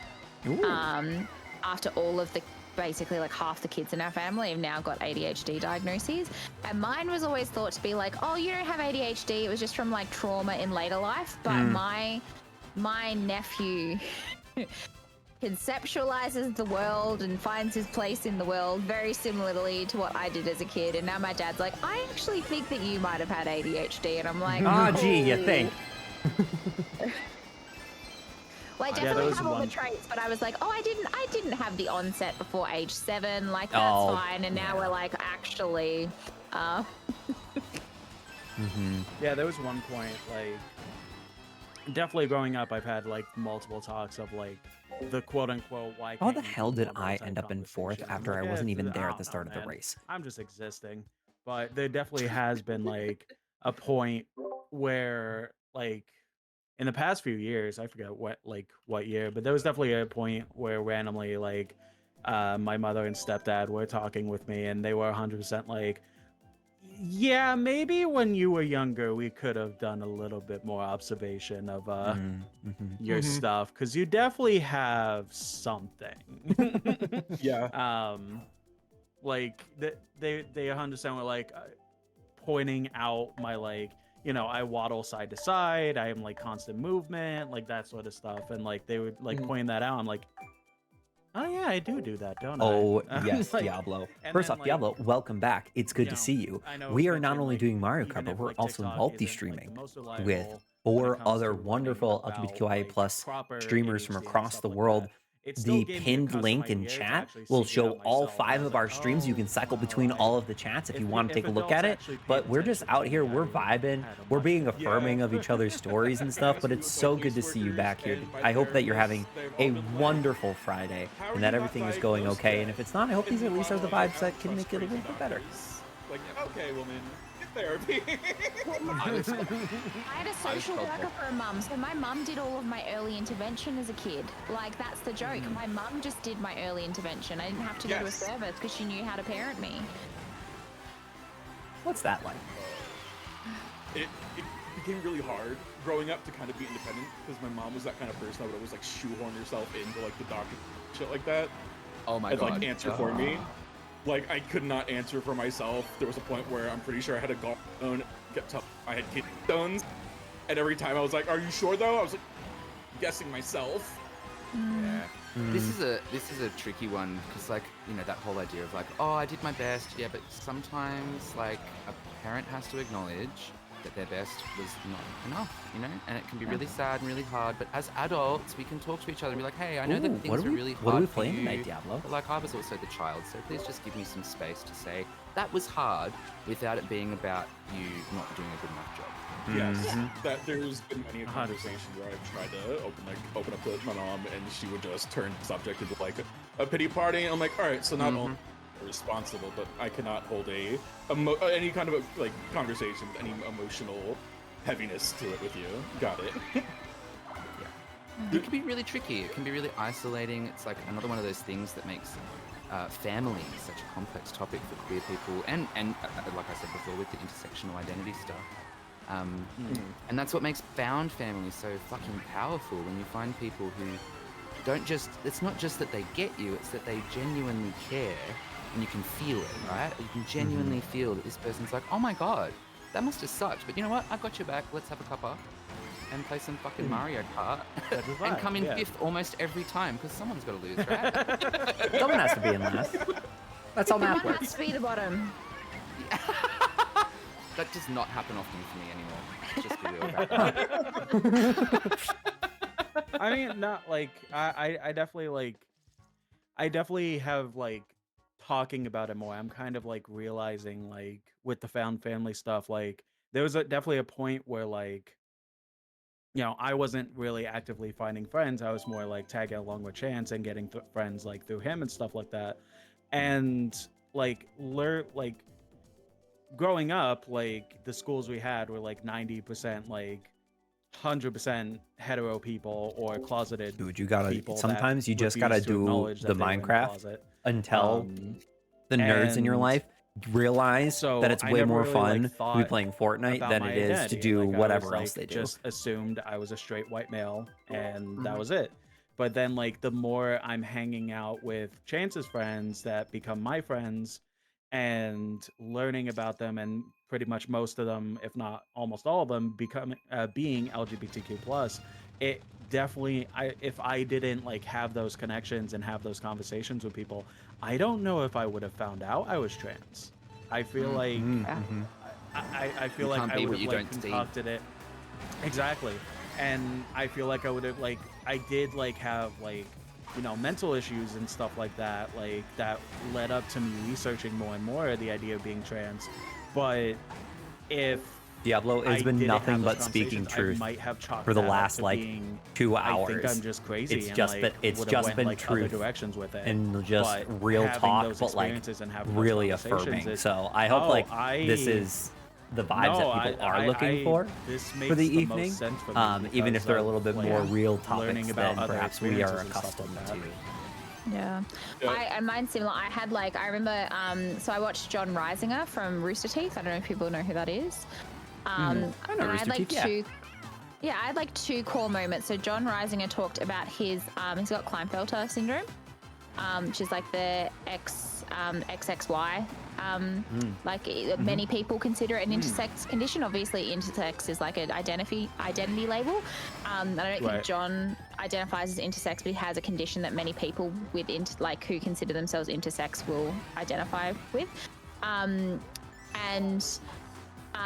So I watched his streams absolutely and the I was best like, month. wow, Hi, I actually Nardar. feel How like are you? really I hope you're okay doing talking amazing about like today. my journey with HRT and like my experience of like having congenital adrenal hyperplasia, like because of his streams. And then I met someone named Claw, who has a stream called The Clarification Station on Twitch. And Claw was the first non-binary trans person I'd ever met, because every trans person I'd met was like had a very binary gender identity, and I was like, well, that's not right for me because I don't feel like a man. Like I do not feel like a man. And then I remember not only Claw talking to me about like non-binary identities, but also like that non-binary identities don't owe like this universal experience of androgyny. Because like whilst I've definitely like leaned into my androgyny over the years, at that time, like I was still very influenced by, I think I was still very male centered in the way that I was running my life. There was a lot of cis heteronormativity that heavily like impacted my life and my life choices and how I conceptualized things. And Claw was the person for me that just blew all of that shit out of the fucking water. And I was like, oh my gosh, I actually know how I feel now. I have words. I love that. We stand words. Love words. I was often told I was androgynous when I was younger, and being in the closet and not having an egg, not even knowing that eggs could crack, right? Like not even knowing that was a thing. I just forgot what I was about to say. Oh no. Eggs. I didn't know it was an egg. Oh yeah, the idea of like whenever anyone called me androgynous, it would like freak me out. I'd get uncomfortable, and my masculinity was always in question. Like literally, that was one of the biggest things I was teased for, was that I'm not an actual man. Like it was just ridiculous, silly kid stuff. But it was playing in my mind of like, how do they know? Was this thing going on? Like, how do they know? And like, what does that mean? Why am I thinking that? Like, I don't even understand what that means. And then definitely dressing up masculine, like wearing masculinity as a mask to keep me safe, because I didn't even understand how to describe what I was experiencing. And then I found the term gender fluid, non-binary, and demi-guy, because I do identify as a man, but that's only sometimes, and that it fluctuates and shifts. And so You're doing well. that fluid part, the part that isn't on the spectrum, Is going to one on of the the cities in the binary, prior which is tomorrow, what but I got makes me canceled because of all the non-binary, rain we've had. On a good note, Mark, cozy time is week off of unfathomable to work. me. I don't know what it is. It's just a gender. Are you just fluid part ending of your my week identity. of I off of consider it to be work, part of or my are eldritch you ancestry. going into a week off? Because either way, that's absolutely delightful, I don't Nardar. know. I'm so I don't know thankful that was for a you. term I ever Or expected so to hear grateful, or used in so. seriousness in What my am I life. trying to but say? yeah. I'm excited. That's the word I'm looking for. Well, I'm a cosmic horror, right? We're all born of stardust, and some stardusts just exploded so hard they started thinking. And so if we've all got a common ancestor in one great big fuck off star, then I think I might have absorbed some of the atoms from that star that kept promises. That's actually quite beautiful, Silka. It's quite beautiful. Yeah, I decided a few months. I decided last year that I would start really leaning into the lore of my how I make meaning in story. Obviously, every human does. But there's Yeah. this like little bit of lore that started building in my world, like just about how I exist, and making sense of it in a way that feels playful and theatrical, and like staying grounded. Like I know I'm not haunted by the ghost of a dead star, right? But it's a fun poetic way to talk about. Unless, Yeah. It Unless- is, yeah. I get it. I get I'm that. not a floating Same. disembodied watermelon head on the internet. Are you sure? The orchid Yeah. house. I'm not an elf, but Yeah. When we make meaning and story as human beings, it gives us a way of processing and intellectualizing different aspects of that story, and that's why things like talkback therapy and play therapy can be beneficial, not always. And so I decided I would lean into this lore. I think I'm a cosmic horror because I think I know too much cursed knowledge about the universe and how it works. My body's clearly breaking down way earlier than any other human would. And I don't know, there's something about how nature inspires me that feels like recognition, like I recognize I am a part of nature, and so that just leads into this like, oh, I have ancestry in something really old, and we all do, right? Every human does, but it's just something I lean into, and I decided I would start putting it on my Twitch, like this idea that I have a great grandfather who was a star that made a promise to another star, and here I am. I think that's really pretty. And like, I mean, I have similar, like, not in the same way of like stars and things like that, though I've definitely had a character arc in D&D that's very similar to that. Like, I think for me, like when I talk about, because my birth name is Victoria, it's getting changed, but my birth name is Victoria. And the goddess Victoria in Roman mythology has wings.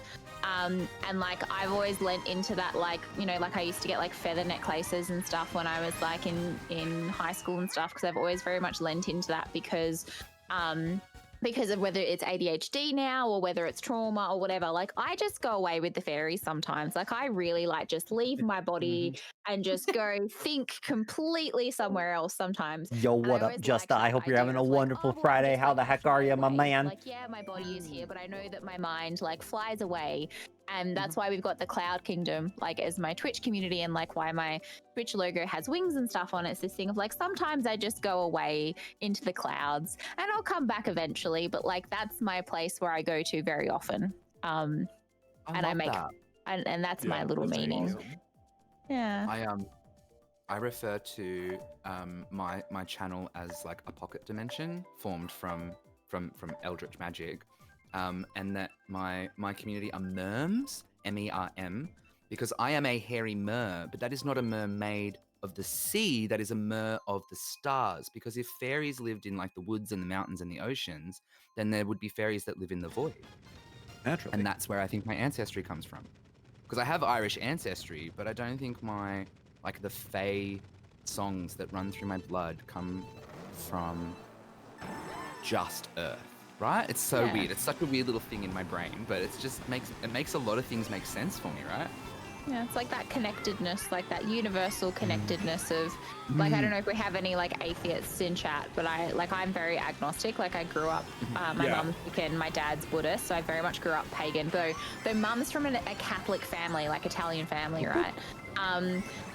But I think there's that, whether, you know, no matter what you believe, unless you are sort of more that atheist mindset, it's like there's some sort of force that connects everything in the universe, right? Like life is something, and the concept of life, whatever that looks like, is something, and there's a connectedness there.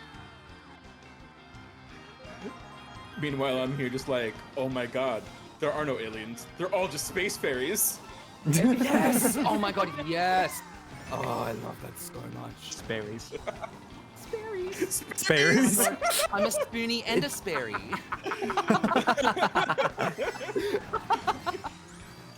When you That get rid shoe of the company is space actually fairy, a it's the front. Sperry.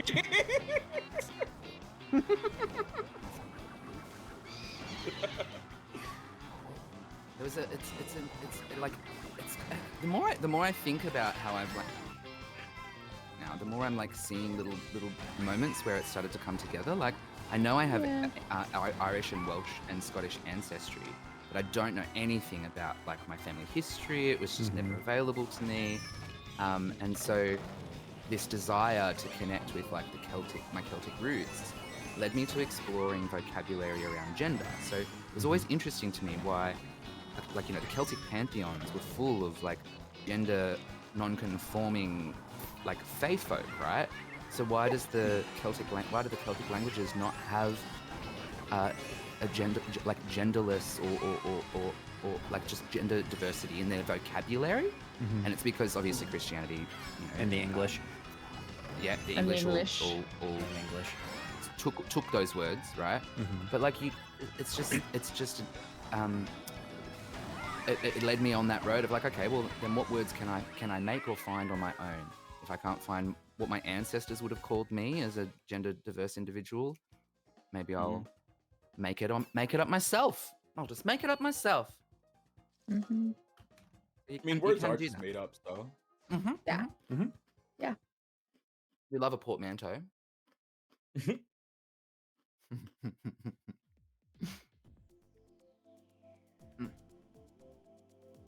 In a completely unrelated topic, I did find snacks.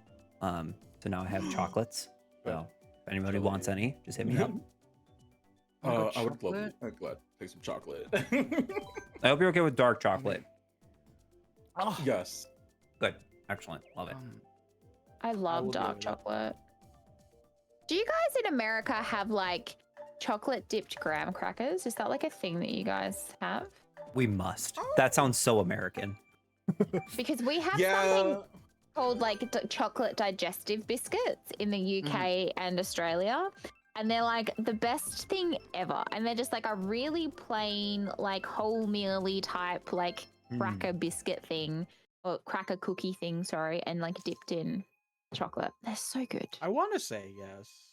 It Yeah. sounds familiar value. enough to where like I'm sure at some Yeah, point that like same. made it into grandma's like cookie jar. Like, in the kingdom of calories, it has to exist. Oh yeah. The reason I raise it is that like dark chocolate versions of those. Oh, Oh. and a cup Yeah. of tea. Oh, so good. just biscuits and tea. I know it's probably the influence of the British on us all, but it's just good. It's just It good. is. Except for the way that, no offense, except for the way that Americans make tea, that is heinous. Offensive. In the microwave, heinous. So you're telling me I shouldn't be microwaving my water? No! I don't have a kettle. That's all I got. Yeah, no, I boiled water. No boiling, just I'll microwave. take, I'll take the boiling the water on the stove. I'll take that. I'll take that. Nah, just popping that bad boy in the You microwave. don't, you Does don't the just same put thing. your mug on the Kettle is. burner? Oh, it just cracks me up. Those conversations are always so much fun. I just like, Nah, I I'm- saw I'm- one. Sorry, you go. I was just gonna like change the subject slightly while keeping it in tune. So you go ahead with yours. I was just gonna say quickly, I like my friend Beth, Bethica, who is also in PCU because she plays God on my quiz show thing that I'm doing. I.e. she keeps the scores for me. That's like God. I remember sending her a TikTok the other day, and it's like this American lady who clearly was very well intending and a real sweetheart, just wanting to do something nice for her husband who's British, and she's like, I'm making my British husband a cup of tea. Oh no. And first I put the tea bag in the cup, and then she puts the milk in first on the tea bag. And then she puts in the water to top up the glass, and then she puts the whole thing in the microwave, and then you like look at it, and the tea bag hasn't even steeped properly. Of course and it's not. one of the most painful videos I've ever watched in my entire life. It was horrible. Hearing you describe that makes me feel violent. Right? Yeah, like I'm I- cringing at the thought of that. Yeah, The I was milk's saying, gonna curdle. Ew. Like no. And it was like, and like I have my tea like maybe like a third to half milk. Like I have too much milk in my tea, and I know that about myself. But even this made my tea look like it was like brewed for days. It was just horrible. Yeah, I'm typically Anyway. somebody who isn't I mean, I big love a on good dark radiation chocolate, in mainly because my cup of I'm not tea. too big of a fan of bitter stuff. But I have been trying to like expand that a little bit, but Yeah, I growing generally up- definitely Mhm. can tell like I enjoy it with things. Like if it's just like a chocolate bar on its own, I'm not gonna be big on it. But if it's like with something salty or sweet or something like that, like it's something that makes the flavor better for me to actually Yeah. be able to stomach. Growing up, I didn't really like chocolate or like dark chocolate. I liked white chocolate. Oh, And my yes. family thought Yeah. that was really, really weird because I wouldn't just sit there and eat chocolate on its own. Every year I'd ask, can we melt it down and put it on strawberries? How fancy. That's good though. I love chocolate covered strawberries. What can I say? I bought some They're chocolate-covered good. freeze-dried strawberries the other day because freeze-dried strawberries are just so much Ooh. fun, right? The texture and the way that they Yeah. melt the chip. Yes. I took I them to love my friend's house and I was freeze-dried like, "Would you like a white chocolate-covered dried strawberries?" And they're like, "White chocolate's for peasants." What? It was a joke. It was a joke, but it was just so funny to me.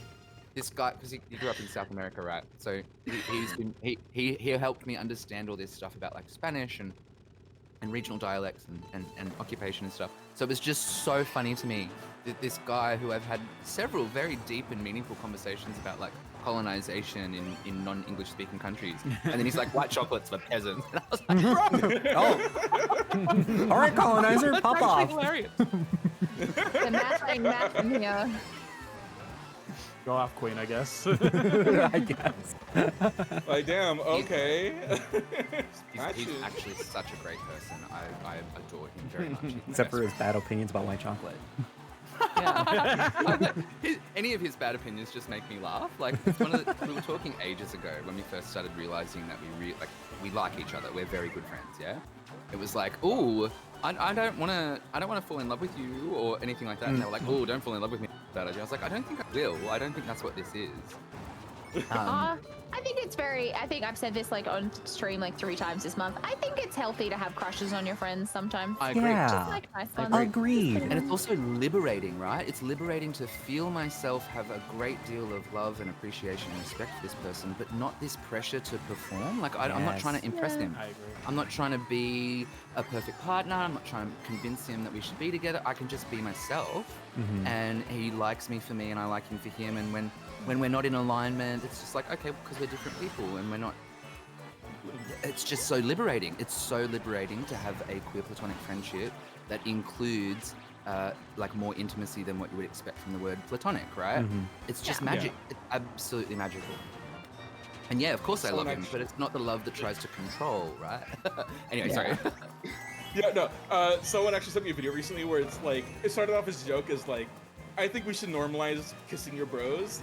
And it turned out to Gotta be like, kiss the homies. no, because if you kiss the homies, it keeps the homies from like going out and searching for validation from other relationships, specifically romantic. Like they don't feel like they need to have to go and date somebody to get that like affirmation and love. Just show it to them. Yes. 100%. You Smooch the so homies. many bad relationships with your friends if you just. So Zelstis, who's our like women's showcase lead for PCU, Zell constantly will like say to like close friends, she'll be like, okay, let's kiss about it. And I love that. She'll just be Yes. like, Honestly? let's kiss about it. Valid. I think I might have to steal that. I think I'm gonna have to do the good old colonizer special. It's just the best phrase, and it's so funny when she does it. So funny. We keep getting my maps, and now I keep having to choose something different, and I'm like, I don't know what to choose. Maybe I could go back and do some of the cities. That Diablo, you're out there smooching the homies? Do you smooch and tell? That was- Oh, that pray was tell. Impressive. Also, I I used to forgot be to just hot mention in garbage our at little, Mario like, Kart. pre-stream But then I went on I burp a lot. professional a professional conference once and brought the Switch with me, and I shit you not, I practiced on the plane to and from this conference so that I could be better at Mario Kart. And I think that's dedication that everybody should Yeah. have the opportunity to do. You do. But the joys of the public health system. It's so funny too because I was like, I've got some events coming up. I really need to know some dates. And like, oh, you'll find out your week. And I called up the other day, like, hey, I still haven't found out my surgery. And they're like, oh yeah, you've got this other appointment you've got to do first. I was like, why didn't anyone tell me? Yeah. Just tell me. Oh. Anyway.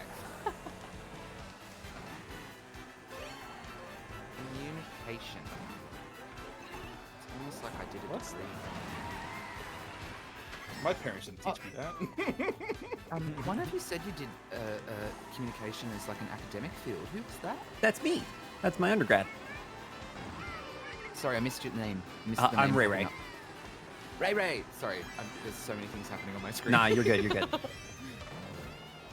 I did a Bachelor of Communication specializing in theatre and media. So a lot of our work was practical, like events work, theatre, stage and screen stuff. But there was a lot of work in like semantics and symbology, just because it was a communications degree. Naturally. And I just, such a nerd for that. I think looking Yes, you go. like looking back on my undergrad, I don't think I appreciated how much like I did not appreciate the rhetoric side of my comm degree. And your comm degree sounds like it has a lot more practical applications to a career, whereas mine was like, yeah, it's communication studies. Then I chose the interpersonal track, which really didn't turn into much, but I guess, I don't know, whatever. I work with students now, so it all works out. But I did not appreciate how useful the like rhetoric and symbology and like meaning making would become to like my personal and professional life. As, you know, a 23-year-old. It's fascinating stuff, like how we make meaning and the way that words change meaning depending on the other words around them. Like that's the study of semantics. How we make meaning, and a lot of people will say like, "Oh, let's not get bogged in semantics," which is fair. Sometimes you don't need it. That's right.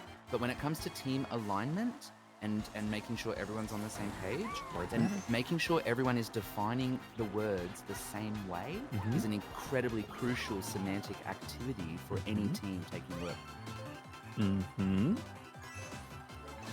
How are we defining these words for the project that we are all working on is a crucial step in making sure that 6 weeks into the project, people aren't going, "Oh, I thought we were doing this."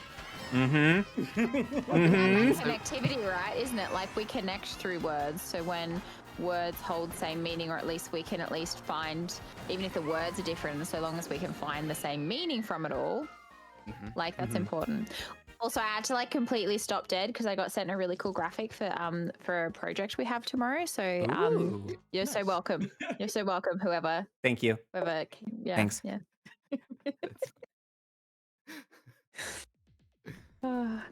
We're doing not to promo in chat, but we're doing a project called, because it won't be like necessarily on stream, it'll be on YouTube, available on YouTube and stuff eventually. But we're doing a project called Thespians and Lesbians tomorrow, which is a sapphic one shot That for is a PCU. great I'm name. so excited. I can't wait to watch that. I love D&D. I just don't get to play as much nowadays. I have chronic fatigue, but I adore Dungeons and Dragons. I feel Oh that. my goodness. Well, we started only with the played name. I once. was like, oh, it's so fun. I would encourage you to play again. I love D&D, but like we Yeah. started with the name. I approached Connie and I was like, Connie, I have an idea that it'd be really fun to do a D&D thing called Thespians and Lesbians. And she's like, I'll make it happen. Let's go. Sometimes the name drives the project rather than the project driving the name. Absolutely. Absolutely. I love that. Gosh, it's nice to talk to fellow thespians.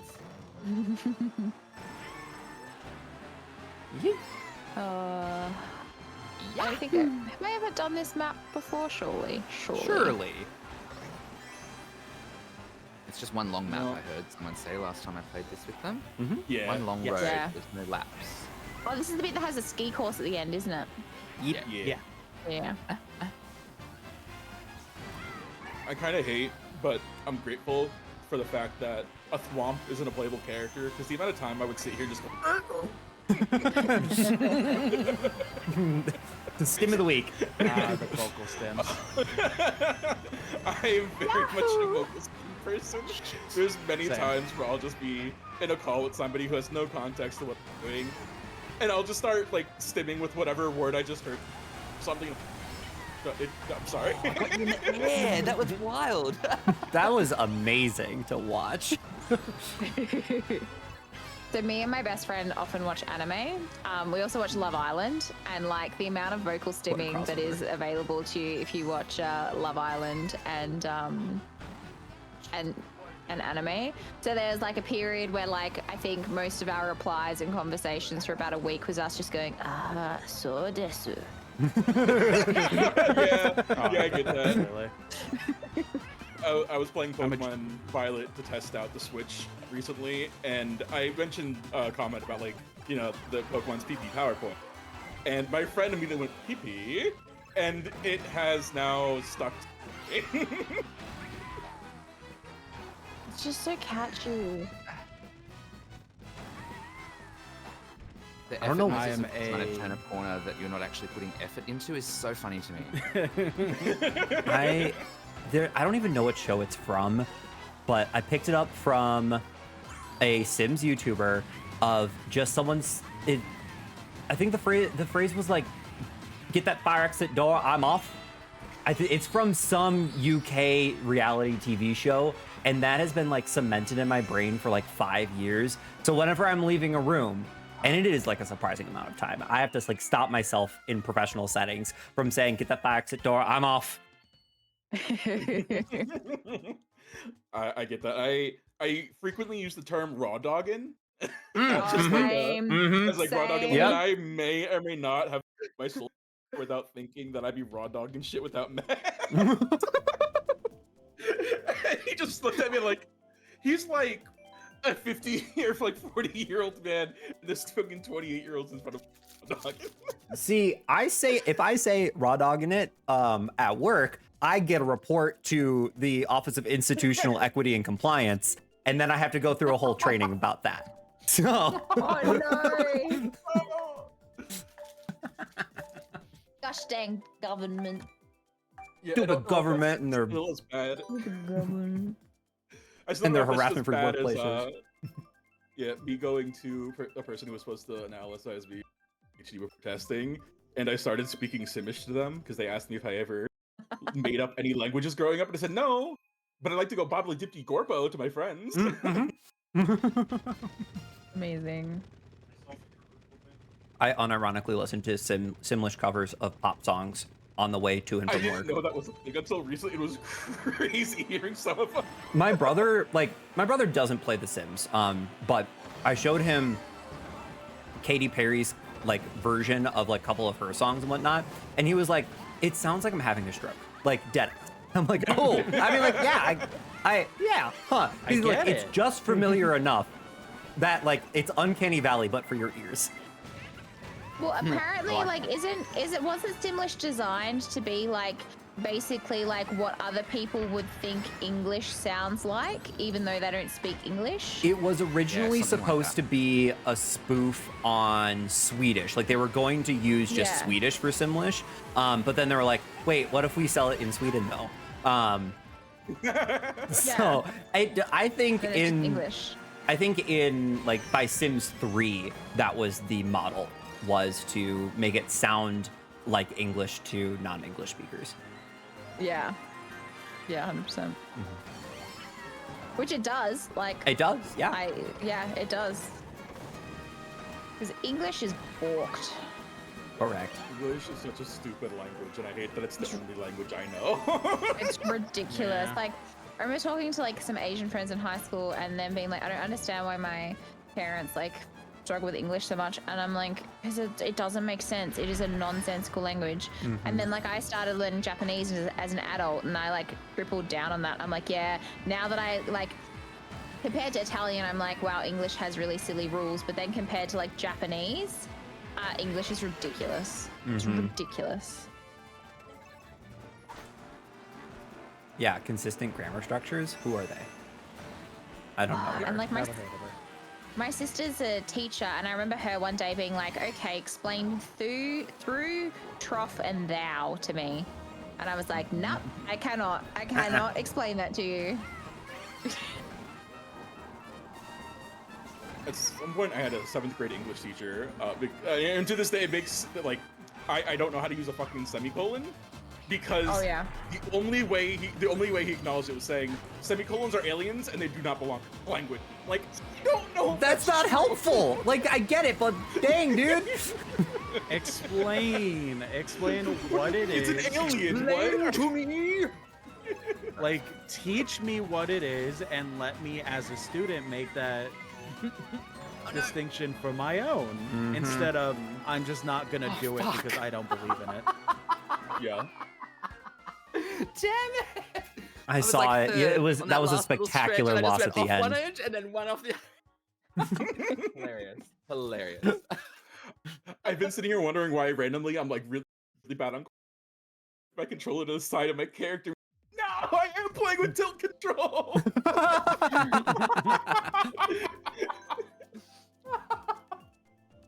Not the tilt controls. I made the joke at the beginning, like, sorry, I'm using tilt controls. I'm like, okay, don't worry. Controls. And now you are. yeah. Goodness me. I was debating if I just sandbagged that race just to change my settings or not.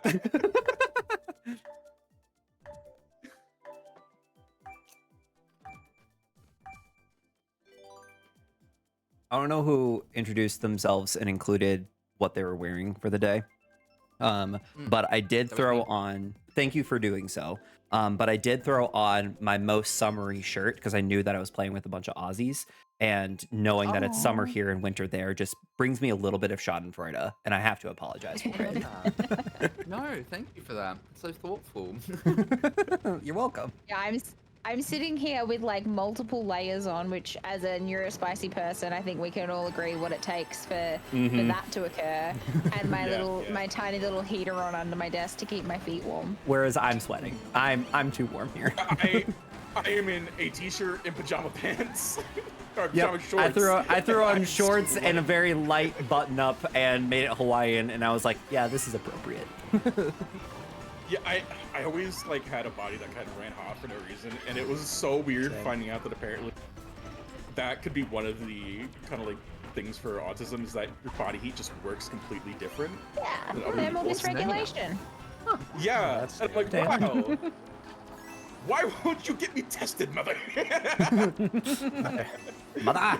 Not directly violence. Oh, mother.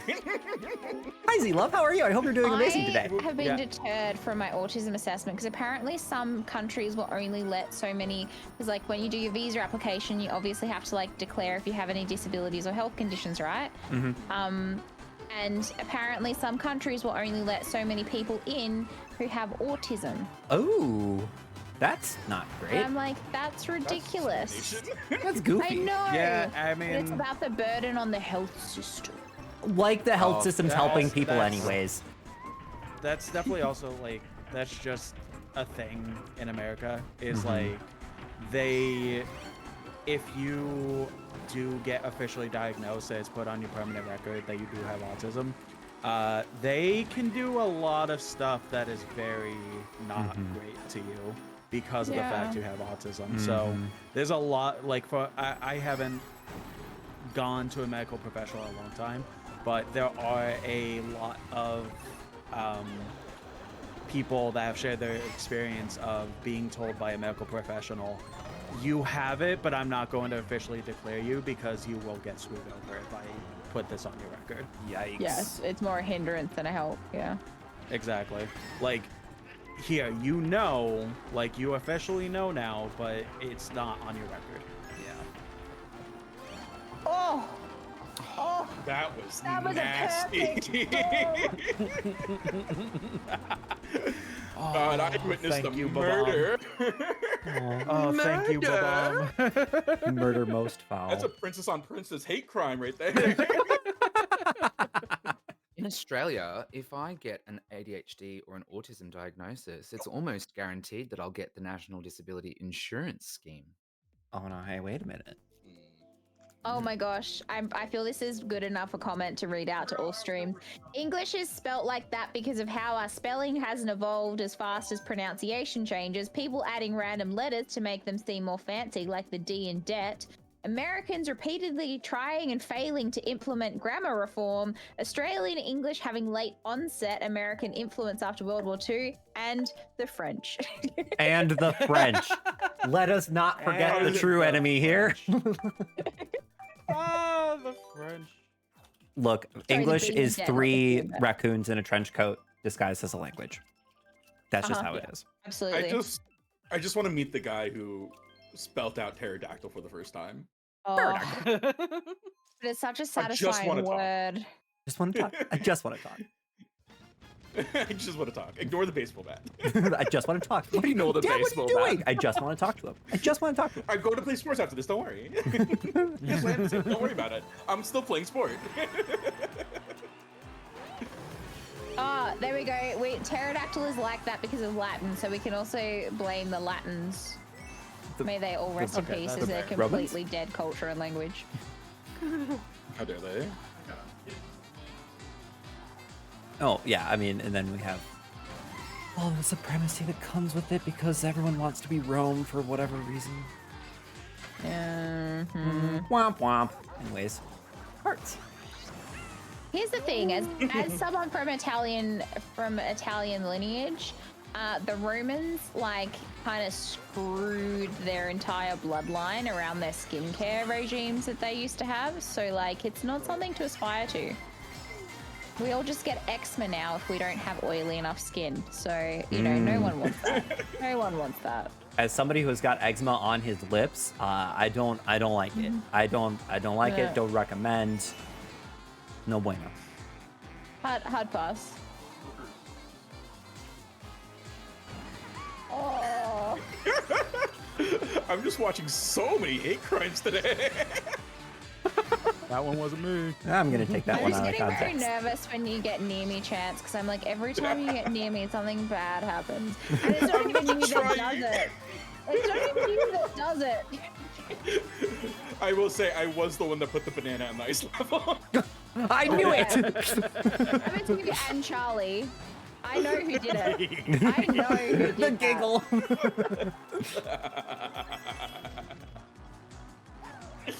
Oh. Oh, wild. Get out of here, nerd. I love cheese, but my gosh, I fucking hate this man. Yeah, why is it only one type of cheese? At least make the sand parmesan. No, Yeah, where's that camembert representation? Come on now. Yeah. Pepper Where's jack my in the Fermunda chat. cheese waterfall?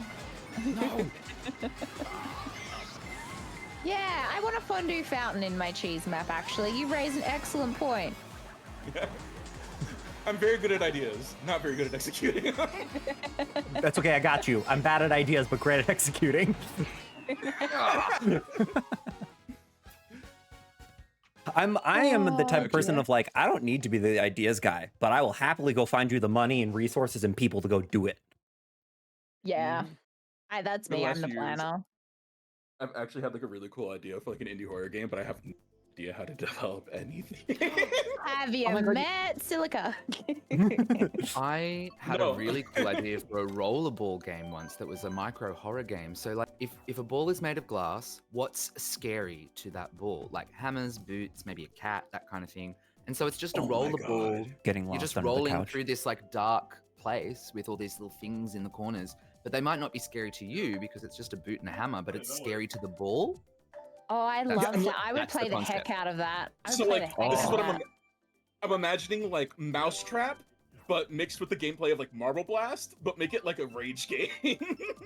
Have you ever played How dare Monkey you. Ball? No. Ooh, yes. So it's Oh, these little the monkey monkeys ball. inside a ball and they run and that's what makes the roll. So if it was a rollerball game style, you control the ball and it rolls. So you've got all the physics of like, how do I stop it going off the edge and stuff? How do I avoid the obstacles? Like this hammer's going ching, ching, ching. How do you get through it without smashing the glass ball? And then inside the ball is a little firelight that's glowing. So that's like your soul. And then as you go through the level, you find other little firelights that are glowing, but they're always around a smashed ball. So you're picking up the little fires from other balls.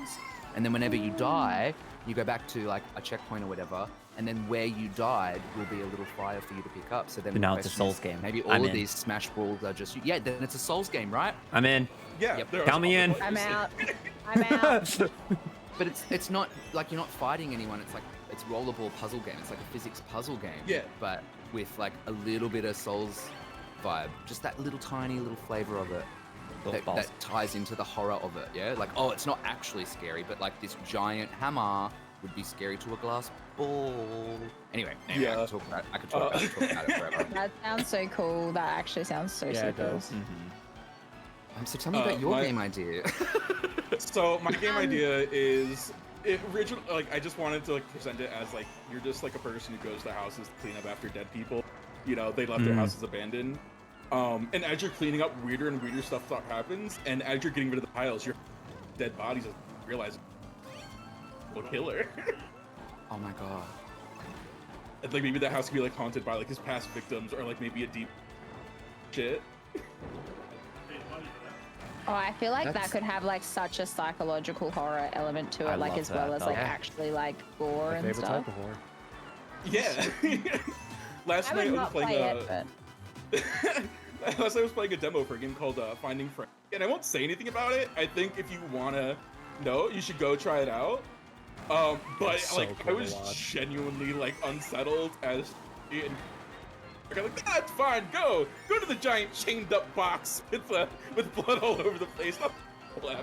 Oh, Yeah, I still don't see what the Hard issue is. pass.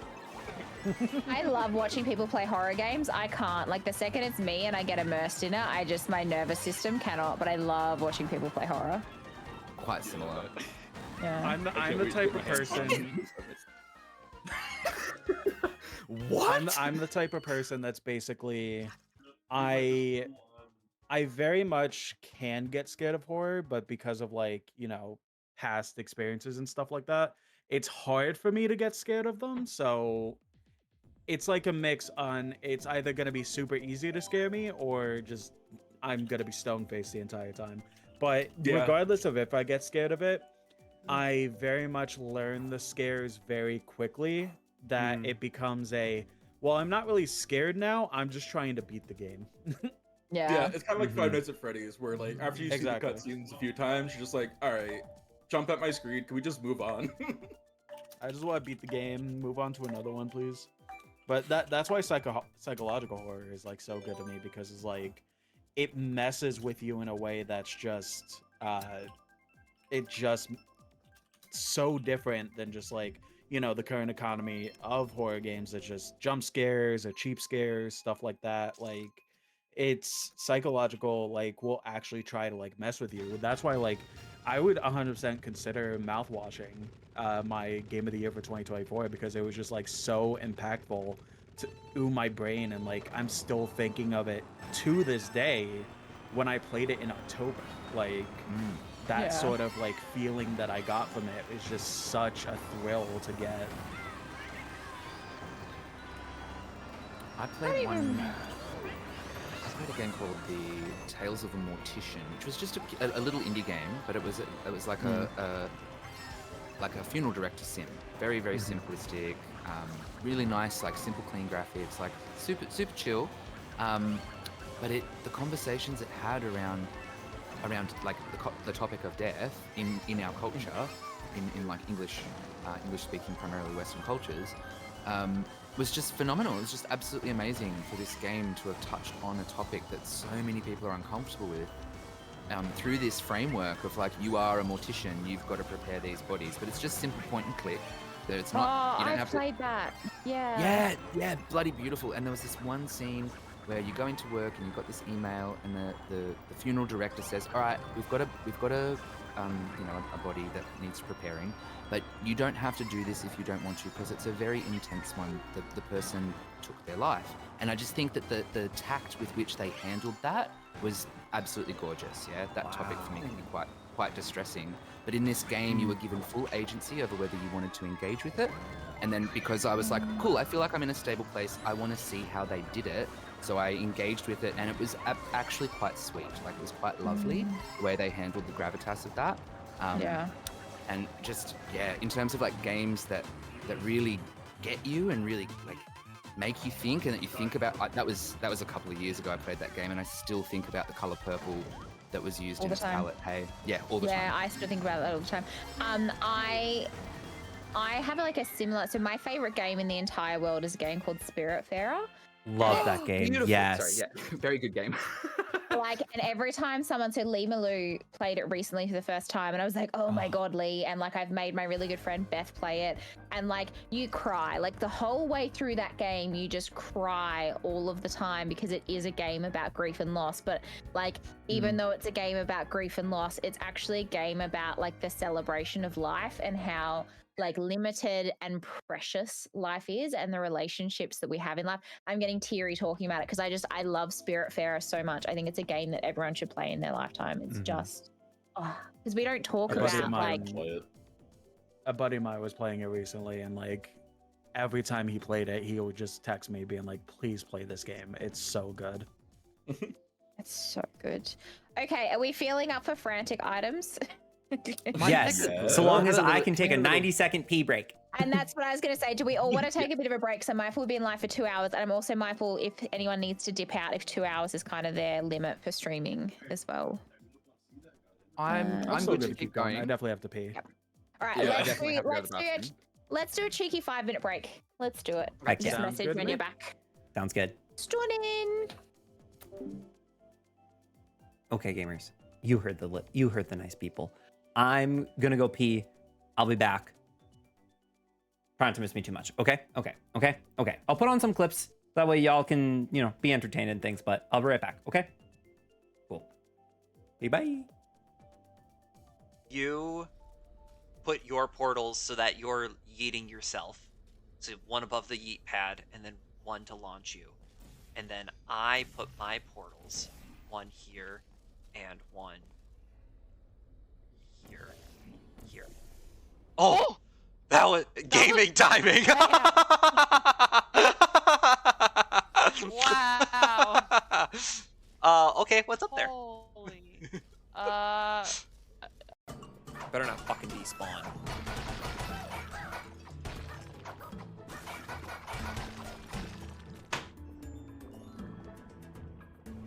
I fucking hit it with a frying pan. Oh my God, I hit it with a fucking frying pan. God damn it.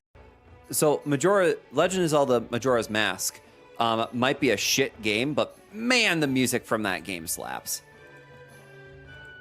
And yes, the game is bad. I don't care what Draco West or any of them say. It is indeed a shit game. Fun, but a bit shit. Getting leftovers? Agreed, can't live without them. I mean, I'll say that, Christina, but I don't have any of those mods in my game right now. Huh. Wait, Emily, what are you doing sitting in the meal? Emily! Get your booty out of the bowl! Get your booty out of the bowl! Kiko! Chat, what am I trying to do? Did I say it out loud? 5 months is happy holidays, everyone. 5 months! Happy holiday! Okay. Let's level up. First things first, resistance. No, come on.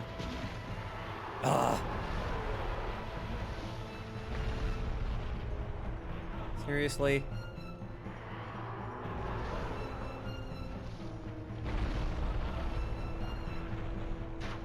There we go.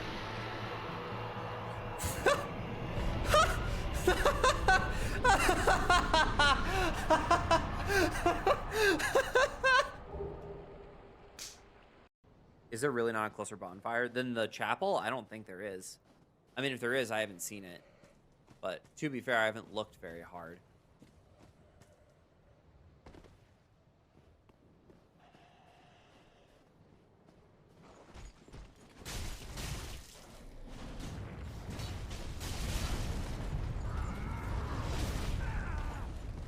Get up, dude. Get up, dude. Get up, dude. All the way, dude. Oh, well, I'm dead. Oh, hey, look! Hey, look, the closer bonfire! Hey, look!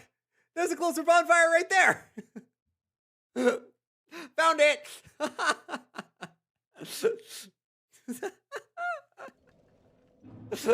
Found it! It's down there. I found it. I found it. I hate this game. Why am I playing this game again? Oh, here, we got you. Hooray! We're healed. To the morgue. Oh, Lord. we don't know how to do clips. So if you hover over the player, there's a clackboard that you can click, and that will open up the clip menu, and then you drag and drop drag the timer to be as long or as short as you want on the clip. The time might have passed already. Do you see, Daniel? It has yielded. Eiffel Towering.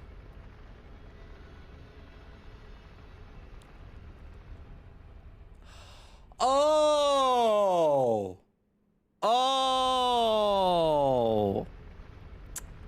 Oh! Oh! Okay. I don't know how it happens, but literally every time I come back and sit down here, I watch the clip that was just playing, and I look at myself and I go, "Who are you? What do you mean you Googled Eiffel Towering live on stream?" That is an unhinged thing to do. But hello everyone. I hope you're all having a wonderful cozy time while we're just out here vibing with some frankly really like fascinating and wonderful people. So I hope you're having a beautiful cozy Friday, that everything's going well in your world. And if it's not, well, gamers, that's why I'm here. So I've also found myself some coffee.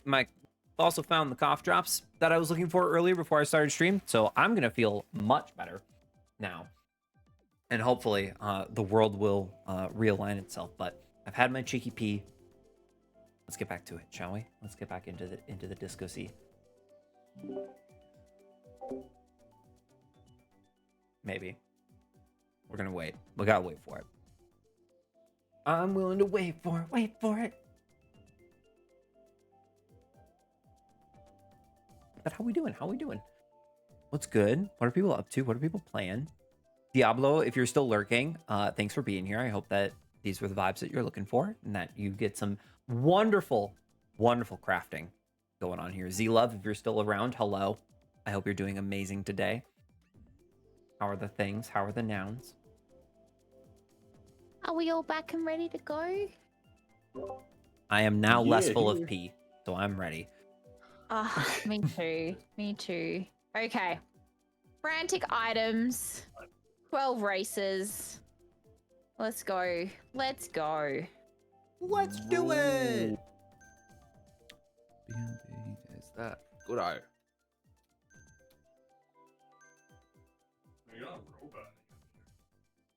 Oh my god. So while I was taking my break, I just ran a wooden comb through my beard, and I just looked at it on the screen. It looks so much better just from that. Oh my! Oh, I know good for that. you. I know that feeling. Mhm. I've always had like a really bushy beard. Like I have the black curly hair. Mhm. But I recently bought like the Viking like beard kit set that has like some oil to put in. It smells like Smells like what? You cut out. sandalwood. Oh, Nice. yes. Oh, I love sandalwood. That's like Yeah. one of my. I need to things. invest. Also, I need to invest in like some like proper facial hair maintenance, because I'm discovering that like my face does not like facial hair, but it does not like being clean shaven even more. So like I need to like I need to find some it's of such my a like horrible place to be stuck in. I know. I need to find my like who can be my masculine gender performing icons that I can emulate. Do you know what I do? First, I just want to thank someone in my chat for reminding me that I'm unmuted in the Discord call, but still muted on Twitch. So thank you, Charlie. Don't worry, Charlie. we got you. We got you in our chats. Yeah, very nice. And then the other thing is, I have a very complex facial hair ritual every year, twice a year, to like reflect how uncomfortable it is for me to have a beard and want a beard at the same time. Mm-hmm. It's so bizarre. It's that weird, like the gender fluid. It's just such a weird thing. Anyway, so equinox, the autumn equinox before we move into winter, I shave my beard for like the last time, and then I let it grow out over winter. And so this is, I'm probably due for winter solstice is coming up, so I'll do a little trim so it's not as like dirty or messy and grotty. You know? Yeah. Mm-hmm. That was actually I don't like the way I described that just then. I don't like those words to describe an unkept beard, and I regret it. So I'm taking those back. An unkept beard. I leave it as unkept because it's fine to be unkept, but I like to tidy it up sometimes. And then when spring equinox comes around, I shave it and I keep my beard short over summer. So that's how I honor my gender fluidity with the cycles of the seasons. I feel like it just ends up being a bit more like a hedge than a bush, you know, when you tidy it. It's like it's a hedge, not a bush. I like that. We're Australians and we love the bush, so, you know. Turns out I'm also 10. Sapphic, so that takes on a different meaning. Absolutely.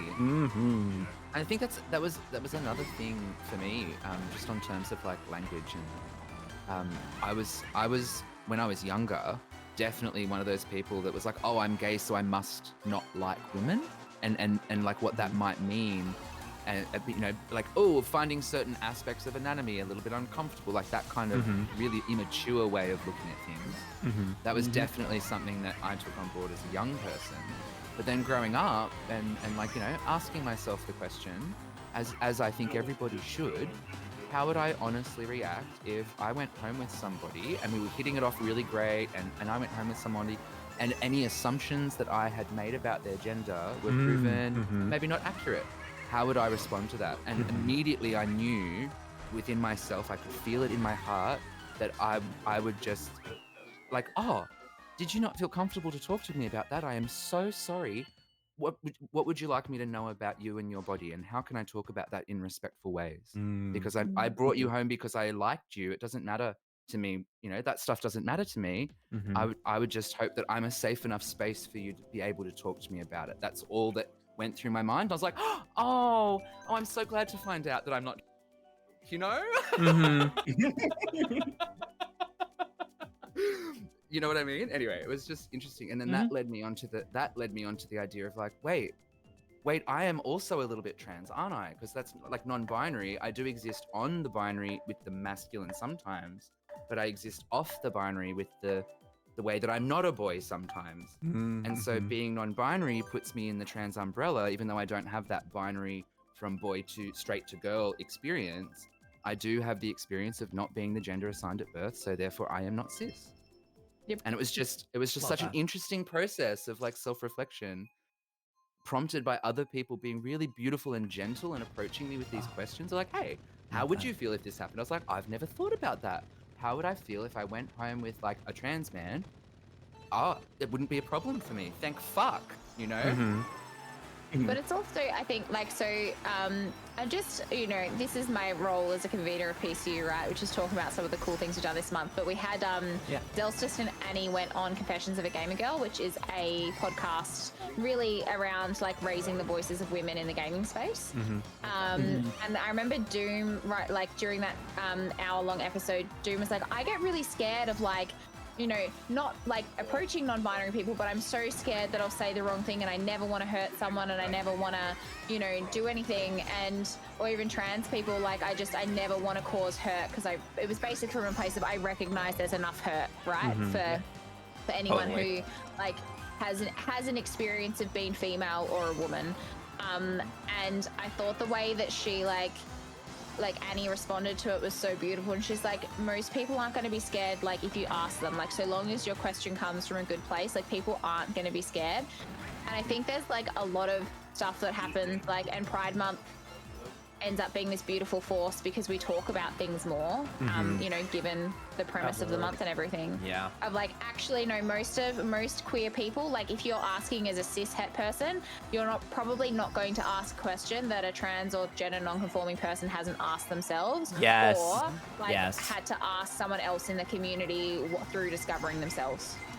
Beautiful example of this was I went to, so I play, it's funny that you've been mentioning Irish heritage, because I play Gaelic football in my city here, like, and that's all wrapped up into Irish culture and all that jazz. But anyways, we were at nationals, and I was just walking with one of my friends on the team, and he's like, "Can I ask you like maybe an uncomfortable question?" And I'm like, "Oh no, what is this het boy gonna say?"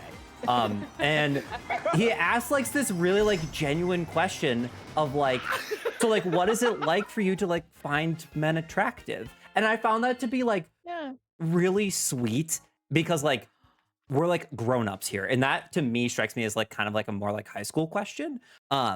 But he asked it in such a genuine way, and I was like, it's the same thing you experience when you see a very attractive lady. Like, and like just being able to share that, but like it came from such a wholesome place.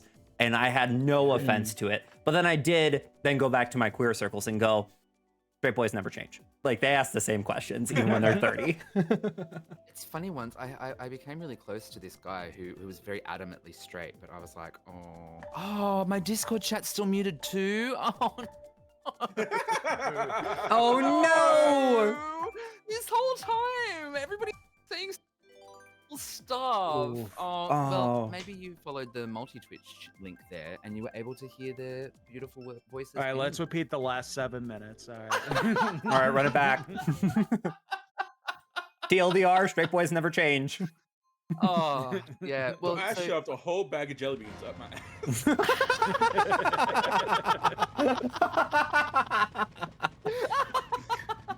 I was gonna say I have a story in a similar vein, which will give my chat some context.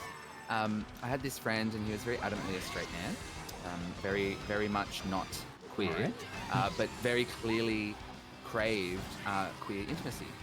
And so he got that from me because I can be close to people, right? So he got like head scratches and like massages, and we'd sit next to each other, and I'd just have my leg up against his, and he was quite happy to get this contact, right? And he had this contact with his straight friends. He had very casual contact with his straight friends all the time, like a little pinch of an elbow, a little brushing of like a hand up an arm, like just really casual contact. But with me, he felt like I could feel him being more tense around me with this casual intimacy. And when I challenged him on it, I was like, is it because I'm gay? He's like, no. And I was like, but it is. If you're comfortable giving intimacy to men, but not gay men, then that is the definition of homophobia. Yeah. And I'm not saying you're homophobic, like you're mean to me. I'm not saying you're harmful. I'm saying you are worried about what this looks like for you. And it's affecting you. It's making it so that you can't enjoy your casual intimacy with me, who is also a friend of yours. You know, you can kiss your straight boys on the nose to say goodbye, but you can't do that to me because it might make you look like you're gay. Beautiful. And then years later, after a bunch of stuff went down, blah blah blah blah, he started like dating men. He talks about himself being bisexual now. Not that I know this, because he doesn't really talk to me, because it was a bit too confronting when I confronted him, I think, you know. But he learned, he found his way forward, and I'm grateful for that. And it's just maybe it's just boys. Maybe boys never change. I mean, boys need more physical intimacy. Like, we can talk about like masculinities and all that stuff too. Like, the cis hets are not okay, especially the men. Boys need more intimacy. I mean, I don't think I'm talking out of turn. I've talked about this before. Like, my best friend is like, I love my best friend more than anyone in the world except my mother. Like, he was my person after leaving a really not nice relationship. Like, he is my person. I like said to him the other day, I'm like, you're my significant other. Like, because someone else mentioned that he was my significant other, and I'm like, yeah, no, he is. But like, I constantly tell him all the time how much I love him and care about him, and how like big an impact he has on my life. And I think he's getting used to me doing that. But I'm the first person that he's had to get used to being that way with, having that conversation. And like, I remember him, the reason I started doing that and verbalizing that so much is I remember we had a conversation one day, and he was like, you know, like, dudes just like, we don't get that love. Like, we don't get that love unless we're in relationships with like women who are comfortable sharing that kind of love. And even a lot of women only feel comfortable sharing that kind of love with other women. He isn't in a lot of love. no, and like, he hasn't really been in queer spaces until meeting me and like meeting Ant and Adzi and like some other people at PAX a couple of years ago. So he had never had that experience before. And I think, I mean, he hasn't told me to get fucked. So I think it's okay. And he's learning to find that like okay. And we're like very close. But I just think it is this thing that like so many cishet men are deprived of that kind of platonic intimacy. They just, because it's not seen as safe. And women also Romantic don't feel partner. safe doing it. It's this idea that the romantic partner is the only person who should hear that from you.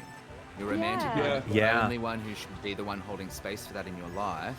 And that puts too much pressure on both the men and it, because we're talking about cis-het relationships. Yes. Yeah, it puts and women. Yeah. and the women. It puts too much pressure on them both to do things that other people should be doing. Like guys need to talk to their guy friends about their relationship issues. Yes. And how lonely is that? Like, how lonely is Right? it to save all of that for one person? Like, Not to get down like the the manosphere pipeline, but like loneliness in men is like a real issue, and this is how like Yeah. homophobia Like, doesn't just actually. hurt like, or not homophobia, but queer antagonism doesn't just hurt the queer folk, it hurts the cis-hets too. That's right. Yeah. That's exactly right. And I know that men have caused a lot of problems for people. I acknowledge. Guilty that, is yeah? charged. Yeah, absolutely. Yeah. I've done it too. Yeah, because I grew up in a world that indoctrinated me into patriarchy, and so I understand it. I understand it, and I understand there's a lot of shame that can comes from it when you walk in these circles of progression, and when you realize like I care about other people way too much to continue this behavior. That's a positive Yeah. thing, but. There's this, we all like to make jokes like, are the straights okay? And like, oh, Paul, only straight boy. Like, I get it. I get it. It's a way of reclaiming power. It's a way of creating reference points and building community around similar struggles. But it really does just, in my opinion, it really does just compound the problem. These men are already feeling isolated, and now they don't have any They don't have an friends outlet. that. The only friends that they have are other men who feel isolated, and so of course they're all going to get together and go, "Why don't the gays like us? It must Why don't be the them." women like us? Like all the Yeah. But I've Yeah. made friends with some straight dudes who have come to me, months later and gone, "Thank you so much for just like being honest about what it's like to be a dude, even though you don't really get it. You really open my eyes to things, Just I know it's not everyone's job. But I will always be someone in community who says, "Hey, dude, I see that you're really lonely and people are accusing you of some pretty shitty behavior. Maybe it's time to just like be honest with yourself about that. Do you need someone to be with you while you're being honest like that? Because Yeah. I'll be that if you need someone." And a couple of dudes have said, "Thanks, that actually really helped to have someone I could talk to about, maybe I don't understand consent the way I should, but I do really try." It's like, cool, so here's some more resources. Yeah. Now you can go off and try and be a better person rather than just cutting them off and saying, "Nah, you're a bad man. I don't Yeah. want anything to do with you." I just, I don't know. I can't shake that. And I know it's not everyone's job, but that for Nope. me, I feel like it's a responsibility. Yeah, and if you've but I was got thinking the about. Sorry, Sorry. you go. Ray. nah, if you've got Ray. the spoons for it, then like, yeah, thank you for doing that. I'm really fortunate that I get to work with a lot of male identifying students, and then as somebody who shares that masculine identity with them, like a couple of them have started like opening up to me and like saying things that like maybe they should consider their audience a little bit more about who they're saying these things to. But it's I'm happy that they're willing to say those things to me, because then I can, in a brave space, because there's no such thing as a safe space, like challenge them on those notions and help them grow through it. Like one of my student staff, we have made very strong like strides of not calling women female. And it is like a very small win with him, but like it's just one of those things that I'm happy that I get to do that with some young men. It's scaffolding. You're building foundational architecture. Oops. No! Oh, thank God it wasn't just me. Okay. Okay. Wait, interesting. What Huh. communication error did we get? That's a great question. I think the room just closed. Create room. Okay, slightly less races, but that's okay. We can do this. All right. I'm hoping it wasn't because I was AFK quickly responding to the collab that I'm starting in like half an hour, but hopefully not. Let's just like not show the room ID for a second. Just a- Yeah, was I just took the thing off my screen. Uh, But to backtrack a little bit, I think it's just sad in general how the men or just even like male presenting people just don't get compliments. Like, Right? Yeah. Watch a dude's still, face right? light up when you tell him he's got a nice shirt on. Hey, like, oh, Nice shirt. Sorry, you Or go. oh, your hair looks Yeah, great like- today, man. Like cool. I- Lights up.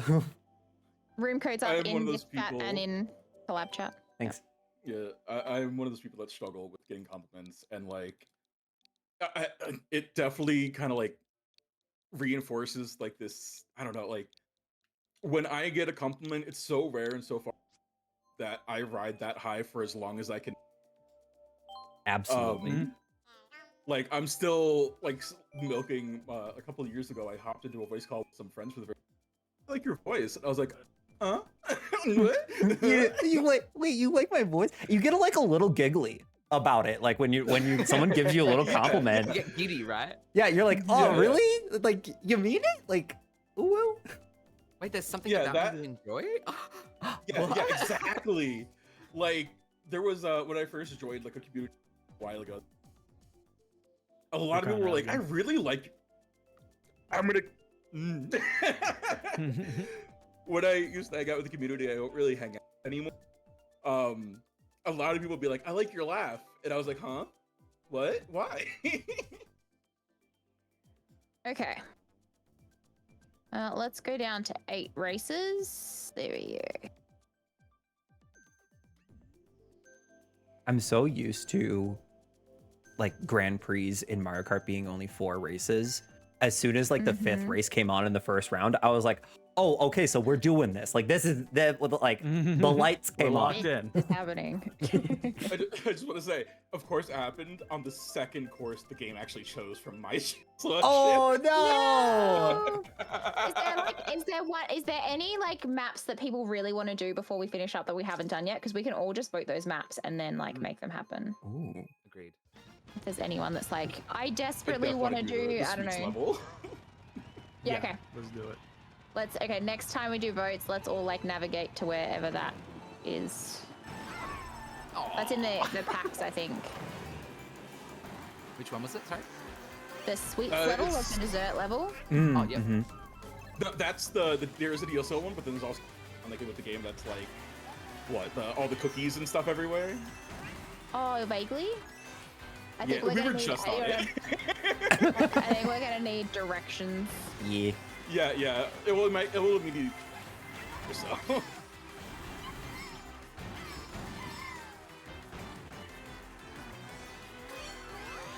Yeah, it's definitely like as somebody who grew up like I mentioned, like I didn't know I was trans until like I was an adult. So Yeah. growing up as a cis hetero man, like it was always weird growing up because like especially getting on social media and stuff like that at a young age where you're seeing all these people that are like, you know, hate men, why even bother with men, like from both like, you know, both genders. And like it was always interesting because like, well, I'm like, to be completely honest, like I lived a very sheltered life as a child. Like I did not get any opportunities to really learn anything, and like especially like what I know now as, you know, autism and stuff like that. At the time I was just like, I don't understand things, and it feels like every time I try to learn, it just gets shoved back into my face in a non-fun way that just makes me think, well, why even bother with anything, right? Like why try to get in relationships, why try to get into friendships even, like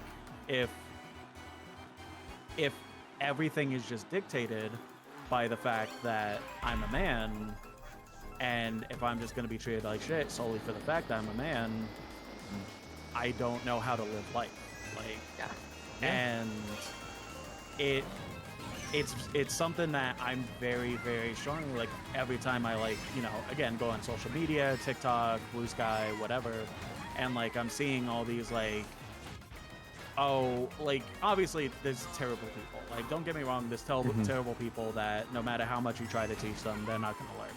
But like there's people that just need that outlet that aren't getting the support they need and are just getting shunned because of the fact that they're a man. Wait, why did that get me? And it's like, because I already finished the race. Oh, Same. no, I was third, and then the blue shell but got me. because everyone else Everyone passed else did the already finish pass. line. Yeah, I didn't realize it was the last lap. I was like, whoa, wait, a bug. That's not fair. I call cheating. Mushroom find it- Sweet Canyon. I find it really interesting because, like, for me, like, I'm intersex, I'm trans androgynous, and I was like assigned female at birth. And most of my social experiences, like, I'm perceived to be female. That's obviously not my self concept, or like where people that like non-binary people around me, like, obviously don't perceive me that way either. But I think a lot of people still do. And it's really interesting because when I met my best friend, like, a lot of the really close, wonderful queer relationships that like very much fulfill my life, you know, like my friendship with Ant and stuff, those things were in place. But I still, like, the person I've grown closest to in the entire world is a very cis-het, neurotypical man. Like, it's not even like he's neurospicy. Like, this man helps ground me because he genuinely lives life with very few worries, and his perspective is so enriching to my life because he talks about that. But I think that's the difference, is that he can articulate and talk about those things, and he's not like a touchy-feely, particularly like super warm guy, but he will still like articulate his thought processes and feel okay communicating those things. And I think that's the difference, is like the straight men that I have in my life and the cis men that I have in my life and the cis het men that I have in my life, a lot of them have like challenged patriarchy and those sorts of things and work towards like inclusivity more than anything, and like wanting people to have a place, or at least, you know, not judging people on really rudimentary shitty things. Like, you know, Resting Mitch Face, who's in my chat, is a straight trans man, and like made the comment before about like, you know, trans men like saw you know, cis men doing it and go like, yeah, let me do that better. Like, Yeah. let me do that better. But there's genuinely something to be said of like with transness having to rethink those things. So like you do. And I think being AFAB and then transitioning to being a man, the way that you navigate male privilege is very different as well. True. Something that I was going to bring up, like with what I was saying, is the fact of like, oh no, brain, please, no, please don't lose it. I was just thinking about it. I got it. Is like, it was like partly brought up, but I'll like kind of reiterate, is like the idea, like, ever since I came out as trans, like pretty much like my world is essentially like changed. Like, it's essentially a completely different world because of the fact that like I'm no longer male. I no longer consider myself male. I'm a female. But with, you know, being on social media and stuff like that and like acting as such, all like everything has changed in that sense of like, you know, I'm getting more compliments, I'm getting like more just things in general, like because of the fact of who I am and like how I'm like how I'm acting now compared to how I was like, you know, 10 years ago and stuff like that. So every time I sit there, like, it's lovely to get like a compliment, to get like, you know, fun things, fun people and stuff like that. It's something that part of me is like, okay, I love this, but part of me is also like, I wish this is something that I got as a child when I needed it the most, kind of deal. That's real. Yeah. Absolutely. Mushroom like- cup, sweet mountain.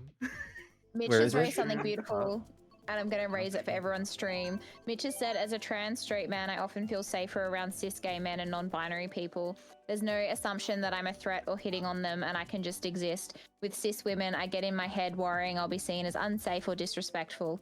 I overcompensate so much that I lose myself, and I'm still learning. I'm only 3 years into this. I forget that sometimes, but I think that's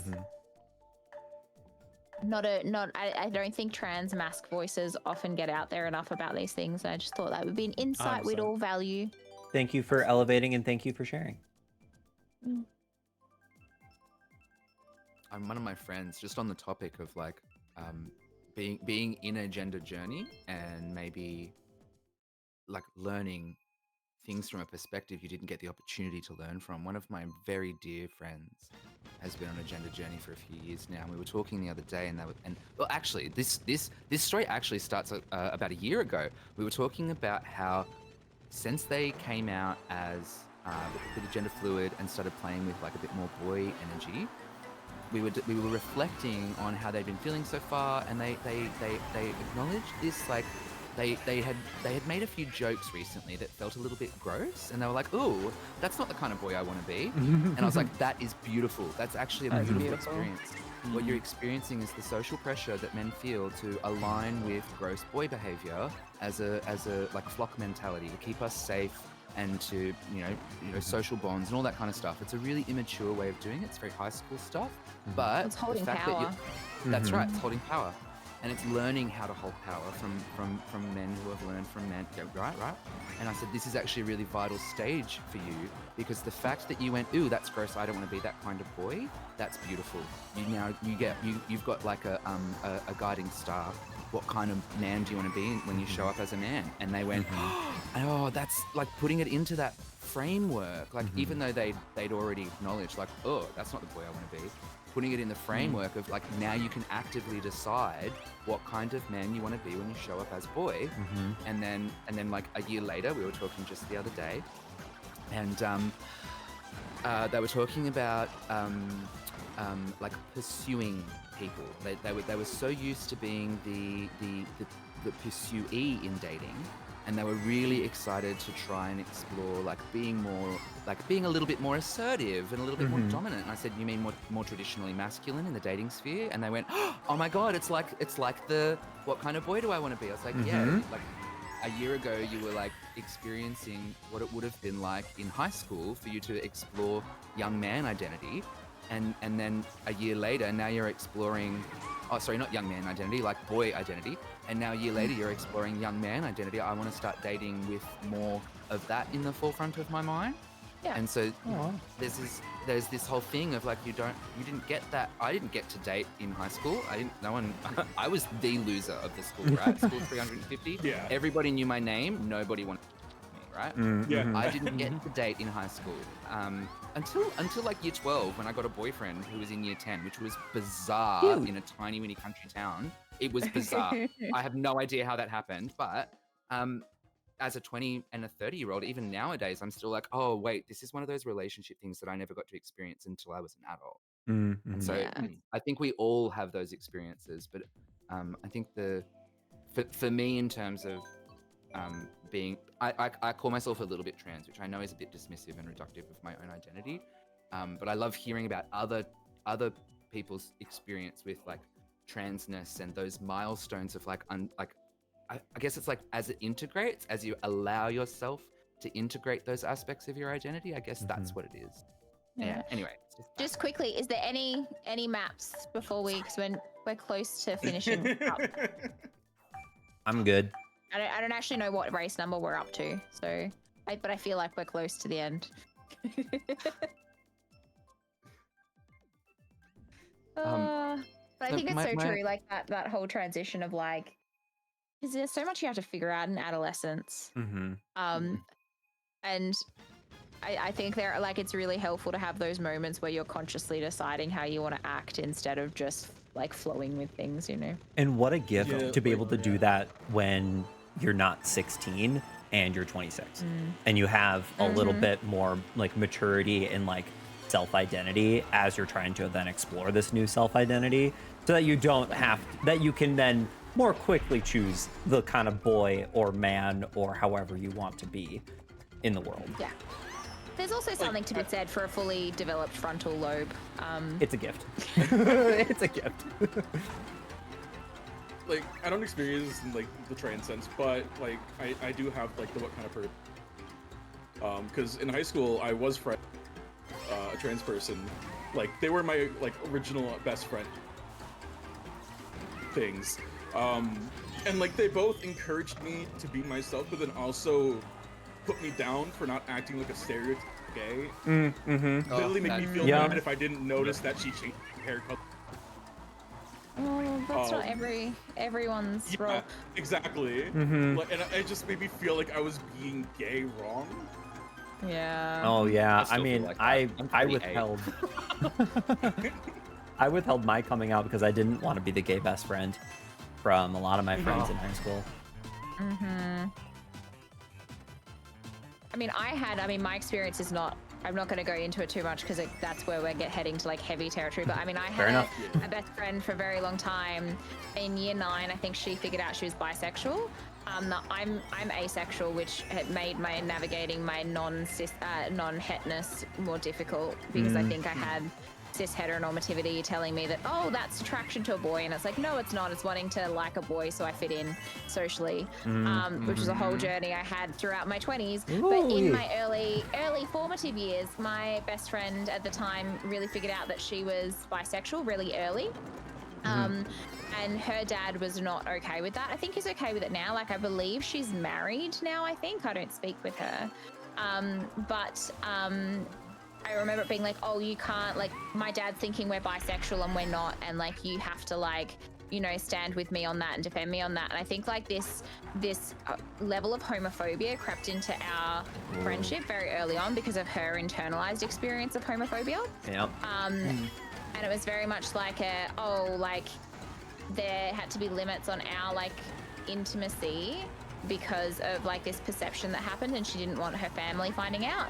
And then there were things like when I got diagnosed intersex, like her like telling me, oh, you don't tell people, like imagine how bad things will get for you if you tell people. And just like it went from this being internalized homophobia to this like broad queer phobia. And then it was hilarious when she reached a point where she was okay dating women and like the transformation that happened with that. And because I couldn't catch up immediately with like changing the dynamic of our friendship when she felt okay for it, it was really interesting. And I find it now, like 10 years on from that friendship breaking up, like the space that I'm in and how much I talk about my queerness now and how much I had to unpack of those things because of the way that basically was like these stereotypes and the fear of these stereotypes coming up and like impacting people's accessibility to spaces. Really fascinating. 100%. Specifically, the topic of stereotypes is where it kind of like, it's not like a sore spot, but it brings back not great memories because there was this rich white girl I hang out with who really, really, really wanted to make like YouTube videos and stuff, but she made one. Her series idea was an idea called Stereotyped. And oh no, because I was Puerto Rican, she would look at me multiple times and be like, you're close enough to Mexican, right? Oh, swing and a miss, girl. Yeah, and I was like, I hate you a little more every time you say that. Yep. Consult a map. Come on. Right. It was so bad. That's just cringe. And not in the fun way. No, not in like the haha cute way. In like the oh no. Like in high school, I was like, oh no's all of us had as chances telling that. Yep. Yeah. That's Like, not a in high cringe. school, I like swiped it off my shoulder as like a joke, but as I grew older, like I was that. Yeah. Yeah. That was not one of the- safe. That's That- not yeah, I didn't- kill the cringe. You know when you say like don't stop cringing, just kill the thing that cringes. Don't kill the cringe, kill what cringes. That one you definitely keep the thing that cringes for that one. Yeah. Yeah. Yep. Oh no. There's fucking flower pots. Oh my goodness. They're out to get you. It's okay. Apparently, Charlie's out to get me. Not intentionally. I don't know. It feels personal. I'm out to get everyone. I'm just trying to enjoy the streetle before I go back to my world where it's no longer available. Oh, that was there was something someone said about like stereotypes, and I remember. So he was an ex, and we tried really hard to be friends, and we succeeded for quite a number of years until I just had to leave a whole bunch of things behind. But he used to say quite frequently that he just couldn't stand like overt flamboyance, like the real lilty voice, the real Dorothy hand, like all that kind of stuff used to bug him, and I was like, dude, that's some internalized homophobia right there. He's like, what do you mean? It's just not. I just don't. It just makes me uncomfortable. It's like that's literally you're not making any difference to my opinion. But Sorry, that was hateful, Chance. It's all good. I've done it so many times to you this game. I don't think a lot of people realize that those kind of microaggressions are transphobic, right? Saying that I don't appreciate like a really flamboyant gay. Like, if you're going to be gay, you like men, like, be a man. Like, ew, that's gross. Please don't talk about sexuality as something that should define a gender. Like, Yeah. please don't talk about gender in that way either. Like, I never felt safe around that ex saying that I was gender fluid or non-binary, because that might be, that's not, you're not the kind of gay I like. It's just, a lot of people just don't stop and think about whether the way that they're describing their preferences could be making the space you're sharing inaccessible. Yeah. 100%. I still am like trying to figure out what race we're on. Is this the last one? It's gotta be. It's gotta be, I right? have no clue. Not that I'm Well, like once wanting we to get leave in, you we'll all. see I'm what just number it is. Chat, I'm play it just back. mindful. I have another collab in 10 minutes, so just mindful of like, hang on, when's my last you race? absolutely need to leave. Mm-hmm. I only need 5 minutes, so I'm like, is this the last one? Because if this is the last one, I've timed this perfectly. Which, congrats. Courtesy of one lobby crashing. So And you the did on P-break. purpose, is what I'm hearing. Yeah, pretty much. I hope this is the last one, because the N64 is my favorite Rainbow Road, and it's my map. So Do you know what? I think we're just gonna make this the last one. Should we just make this I'm the fine with last that. I'm one? all I right still with have to eat that. dinner and, like, shower and stuff. I put in my Yeah, 3 let's do hours. that. I'm Gucci. Yeah. I'm Yeah. at the Yeah, it's point just now like my where stream time anyway. my language centers are like a little bit burnt out. I'm like, oh, I'm finding it to like words and stuff. Trust me, I As- get it. As per the command in my chat, when you do exclamation mark words, words are hard. Mm, Words are hard. words are hard. They're made up and they're hard, and English sucks. And English sucks. Thanks to the French. If there's anything you take away from this stream, it's English sucks because of the French. Yeah, it's not any of like the affirming stories or the like really like queer joy that we've had here. Nah, it's English sucks because of the French. And fuck yeah. the French. Fuck the French. Unix, a lot of them. Sorry, that was the European reference. And as soon as it came out my mouth, I was like, why that one? Why did we go there? Silly girl. Oh, funny.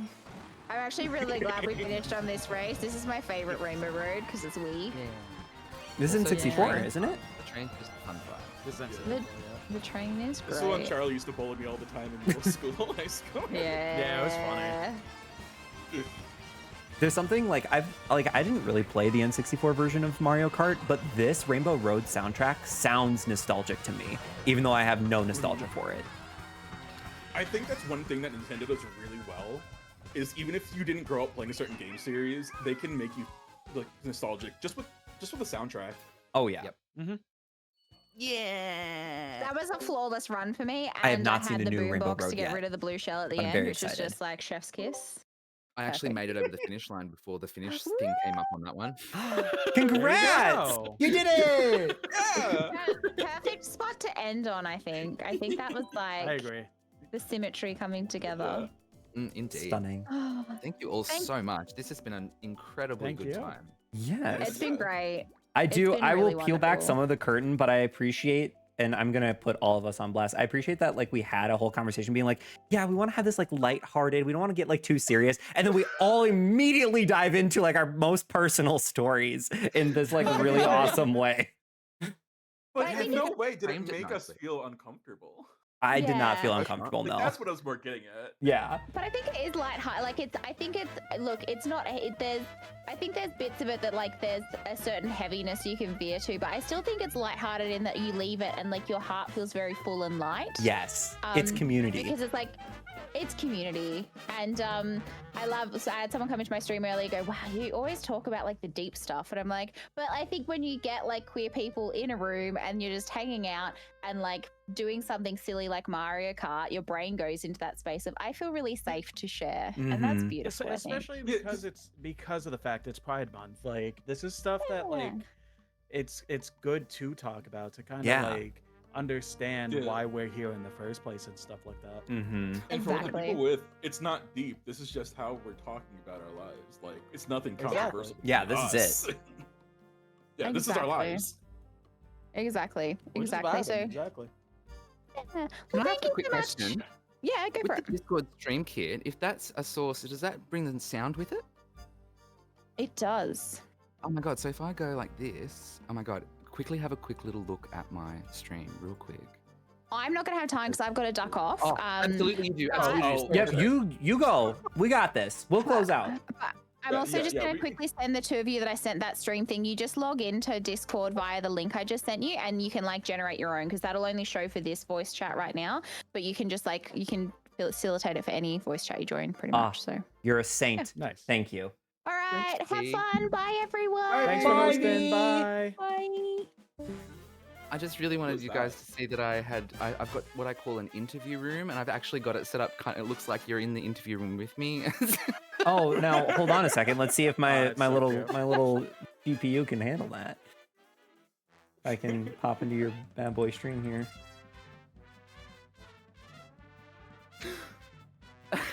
Charlie Jalinka says "lol." That's the closest I can.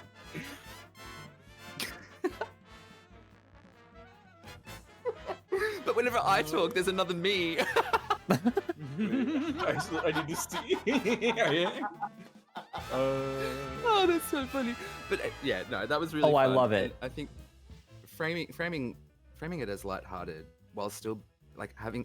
I think it's just part of the queer experience. It's like we all know what it's like to like lose Mhm. things, Mhm. but still be happy about who we're becoming in that process. Mm-hmm. Absolutely. Yeah. Thanks. All right. Agreed. Thanks so much. I think I have already followed you. I think. Did I? Yeah, there's a follow on all of you. Yay. Good stuff. Yeah. Oh boy. With that, I'm gonna wrap up my stream and go do post stream stuff. But it was Yeah, awesome I'm meeting gonna you. go It was dump really my- fun. Yeah, I'm gonna go dump my Same. folks in V's chat, and it'll be great. That's a great idea. Let's I do think we're. that. I think that's where. I think yes. that's where we're heading. I think that's where we're heading. So, at least to my chat, go follow these lovely people. I'll make sure that in Discord that there's links so that you can go follow them because they're wonderful humans, and you should go continue following the Queer Joy. Mhm. Gorgeous. My chat has the names of everybody in the stream title. Just click them, follow them, Likewise. and Same enjoy the rest of your days. Enjoy the rest of your time zone. Sorry. Thanks, heaps, guys. Yeah, you get Same it. to Yeah, you it's all. time. To, Have a it's time to lovely go rest of your EP on this side of the world. Peace out. All right. Ciao. See you Bye. later. Okay, I'm gonna actually hold up. We're gonna not rate that. We're not gonna not rate just yet. But gamers, themers, and shamers, thank you so much for being here and enjoying the little cozy lurk that we had going on. They're incredible people. They're incredible people. So not only are all of their handles linked below in here, if you go to the Discord and look at the stream schedule that was most recently posted, we will you'll see all those wonderful people in their channels and whatnot. So go follow V and Watermelon and Chuckleton and Harry Murr. Like, go follow all of them. They're wonderful human beings. You just saw that they were wonderful. So not later today, in tomorrow at 11:30 p.m. my time, which is 1:30 Eastern, 10:30 Pacific, we have another collaboration with a different set of PCU folks. This is our sponsored EA Sims 4 stream. Is happening tomorrow evening, where we're pretty sure there's going to be pack giveaways, that there's going to be all sorts of fun times. I don't know what the rules of the build challenge are yet, but I'm very excited to have that opportunity to share in that space with them. Even if it's going to be late night gang, let's go. But then the week after we'll continue, and we'll continue our wonderful celebration of Pride Month. So gamers, now I'm gonna go and raid into V, since they're still live now, and they're doing another wonderful collaboration with the PCU crew.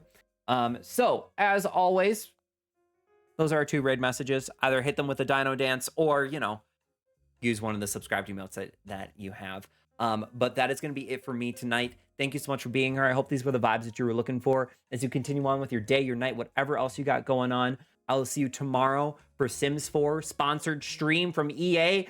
Don't disappoint me, chat. Let's go. We're going to win this build challenge, whatever it is. But gamers, if I don't see you then, well, I'll for sure see you in the next one. All right? Have a good one. I'll see you later. Bye.